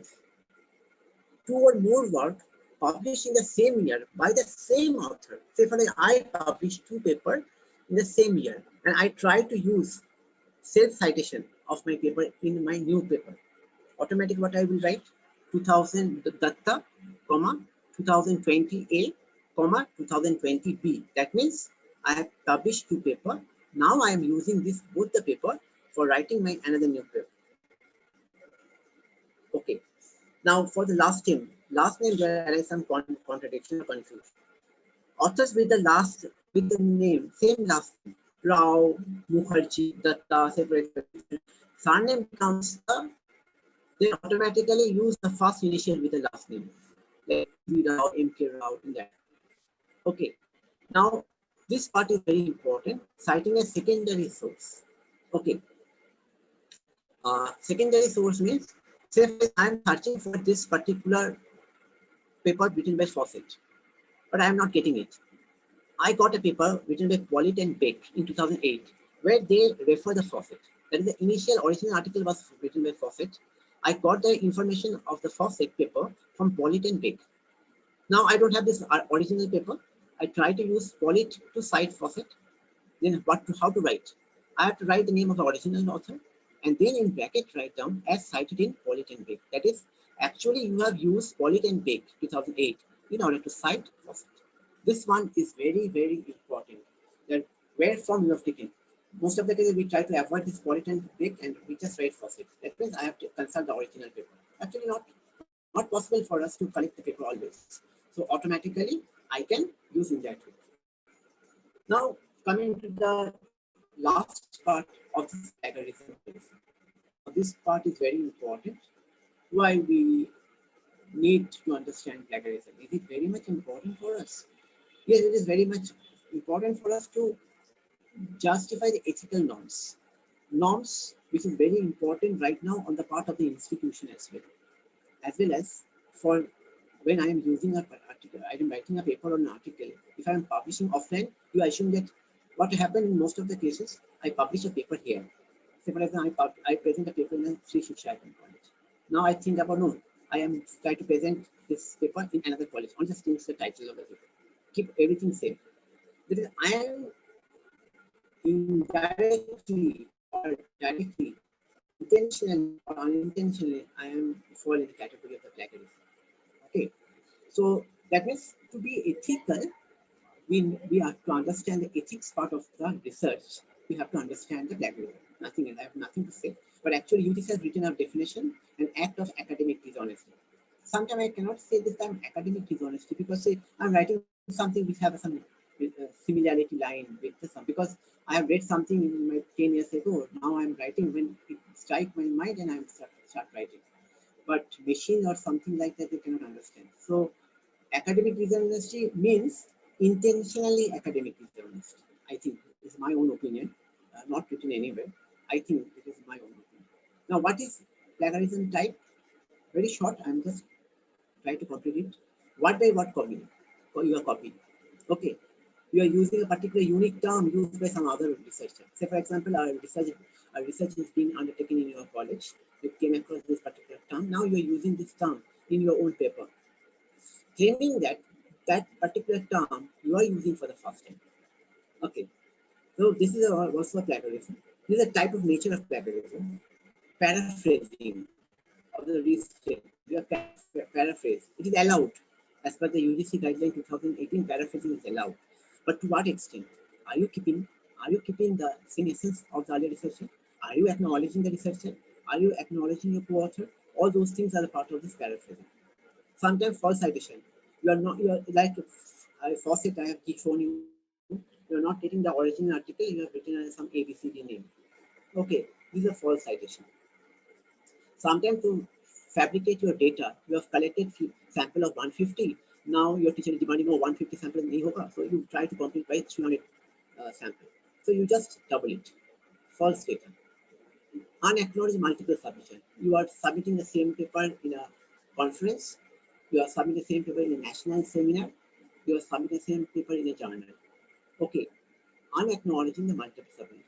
Unacknowledge the multiple authors and collaboration. That I told you, the authorship, the ghost authorship, the guest authorship, the gift authorship, and the surrogate authorship. And that's self-plagiarism. Now it is being directed, new notification is being made by UGC very recently on self-plagiarism. You have written same paper, most of the paper, 80% copy and paste from your earlier paper. It is also self-plagiarism. You are accountable for that. And for this, the punishable offense is also there. So self-plagiarism is also for another unethical course of action undertaken by any faculty, researcher, or would-be researcher, or people. Now, as per the rule, the level of plagiarism is being subdivided into 4 levels, 0, 1, 2, 3. Again, why I'm telling you in the thing is that this is very nowadays is important. We must be aware of, we have to inform our students regarding that. Okay, similarity up to 10%, minor similarity, no penalty is being made. If the level is 1, 10 to 40% is level 1, 40 to 60 is level 2, and above 60 is level 3. Now this is very according to the faculty as well as for the scholars. Let's see what is applicable for the scholars as per the new guideline 2018 is concerned. You have your MCOM. Say for example, in our college we have an MCOM, we have a dissertation, and automatically with the research-based dissertation they have to. So we are following this. Okay, definitely we are following this, and they must go through our plagiarism test with authenticate software. Now, if we have a level of seniority, if it's less than 10, no penalty. If it's 10%, 40%, then we have to revise the manuscript and submit it within the 6 months, not more than 6 months. Such student, if the level of plagiarism found 40 to 60%, above than 60%, then he has depart from submitting the script within for a period of 1 year. 1 year, the particular candidate are not eligible to submit the thesis, MPhil thesis, PhD thesis, or MCOM level, or MA level, or MSc level thesis. If it's 60% or then it is necessary on the part to cancel the registration of that particular student as per the new guideline is concerned. Okay. For the teachers, for the faculty members, a very stringent norms is being given. If you have a fall in the less than 10%, no penalty. Now, if less than more than 10 and 40, you have to withdraw your manuscript from the particular paper, from the journal. Okay. Now, if journal is directly communicating with your institution, then it have a reverse impact on you. If they are not communicating, you can thank God that they are not directly communicating with your institution. So better you check your manuscript to authenticate or turn it in software, and then automatically keep your paper ready as per the guideline they have given, and then submit. But if you fall by default in the level 2, then automatically something is there. Such asked to withdraw your manuscript, and you will not get 1 annual increment for that. This is very important. And the person shall not allow to be a supervisor to any master students, MPhil students, PhD students for a period of 2 years. But keeping in mind, this point is very important. Your student, your master's level student is approaching you, ma'am or sir, I'm eager to write a paper with you. Okay, you are allowing the person. But be careful what they're writing, you have to monitor it. Otherwise, you are equally responsible and you will automatically, your student will fall, is no problem. But you definitely fall on the level 2. If the student is very casual, he is not sincere, not responsible, not aware of the research ethics, please aware the particular student and ask them to become more responsible. Otherwise, if your similarity found more than 60%, then you will not get 2 successive annual increment. And you cannot supervise any master student, MPhil student, and PhD student for a period of 3 consecutive years. So very important nowadays, and it is necessary on the part of some institution to follow this particular rule. Now, which are the parts which not fall under this plagiarism? Anything is available in the public domain, and we use it with all necessary permission. All reference, bibliography, table of content, preface, acknowledge, these are not fall under the plagiarism. Similar nature, similar terms, generic terms, law, standard symbol, equations, that is not. Okay, that can be excluded. Okay. In this connection, I try to say one thing, that I'm writing a book on research ethics. So where I try to incorporate the manual for researcher, new breed of researcher, to write how they use this plagiarism software, paid software, and Authenticate. So I talked to Authenticate directly in the US. I send them my draft copy of my forthcoming book. I communicate with them. I talk to their legal department of the US, and I submitted. And they now, after 2 months rigorous review, they told me that you can go ahead with the manual that you have developed on behalf of the new breed of researcher for India. The Authenticate manual that you have developed, you can publish with due permission from Authenticate software. This one is very important. When I am publishing something, so I am very fortunate that I have a knowledge partner with Syed, chairman sir is there. So we are doing this thing. So this part is very important. And when you are using something, the standard terms, which is all necessary permission you have taken or not. So this is very important, that excludes the plagiarism part from you. Even I'm telling you one thing, as for the new guideline of UGC, when you're using a paid software, how much words that you can exclude directly. 14 consecutive words you can exclude as a part of plagiarism. So when you're setting your plagiarism tools in Authenticate or in a Turnitin, there is setting option is there. They are providing you some instruction how many words you can exclude.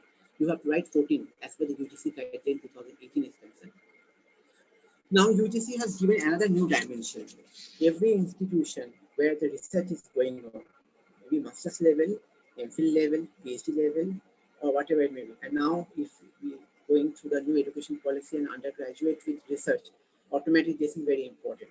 Very few institutions, they implemented this right till now, but we have to think about this issue in early in advance. Like we need 2 type of committee in every institution where MPhil master's PhD is going. Departmental Academic Integrity Panel and Institutional Academic Integrity Panel.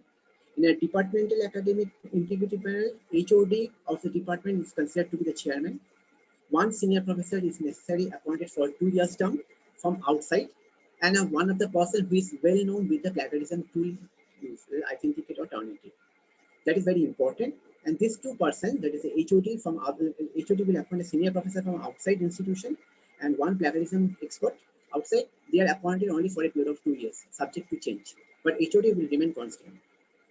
In the institutional level academic integrity panel, we need 4 members. Out of these, 3 members is necessary to form a quorum.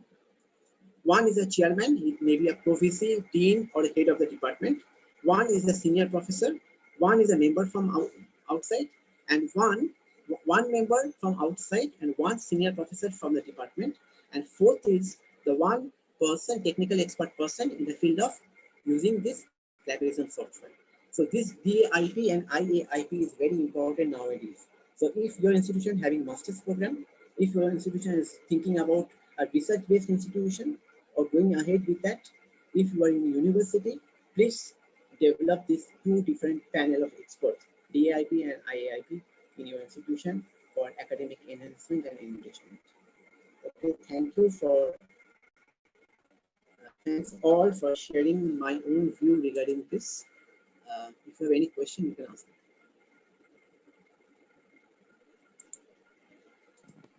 Thank you, sir, for this extremely informative session. And I'm hoping that all of us who do research and who wants to do research in the future will be extremely helped by your talk. There is a question that is one of our participants wants you to elaborate on the topic of monograph. Okay. Actually, monograph, what, say for example, you are working on it, you have done something, you have find something in a particular, you have undertaken a particular specific field, okay, or a specific area. Now you have undertaken a detailed investigation into it, and then you publish it from your institutional website. For example, if you want to see monograph, I can give an example. You go to Madras School of Economics. If you click on the Madras School of Economics, you can check on the website that there is a section called monograph, where all the monograph, bearing the institutional logo and the name of the respective professor, and with the funding or anything is given, and where the detail, when you have already done the research, it is being uploaded from institution. It is an institutional repository, you can see. But working with something different. It is a pilot study that you have undertaken, an initial preliminary investigation that you have made. Now it is still in the progress. You have uploaded it via your institutional website only because to get feedback from different academician experts, so that you can update your working paper and complete it first, and then there is a chance you can publish it in a conference, or you can publish it the particular paper in a journal. That's the difference. Okay, thank you, sir. And there is, we can only take one question. That is for any act or provision based subject like law or tax, taking from the bare act or provision, which is same in all the books or websites, etc., will that fall under plagiarism? No, actually not. Standard terms and symbols will not fall under this term plagiarism actually. If you're using Authenticate or if you're using Turnitin, okay, I have developed this manual for my book already. Actually, there is a settings. In the settings, there is a term called the phrases that you can exclude. Say, for example, two-tail test, chi-square test, ANOVA. Okay, these are very common terms, standard deviation or income tax. Okay, so that this common phrase that you have to put it into this particular settings automatically. Software will avoid this particular common terminology as part of your plagiarism detection. Okay, sir. So thank you so much for your talk and your time. And now I giving me this opportunity along with the Central Research Committee of Sri Shiksha College, all the faculty members who participate, students, researchers, as well as particularly the chairman Syed, for giving me this opportunity. Yeah, we were greatly benefited by your talk. And now I'll hand over to Dr. Devnita Chakraborty for the vote of thanks.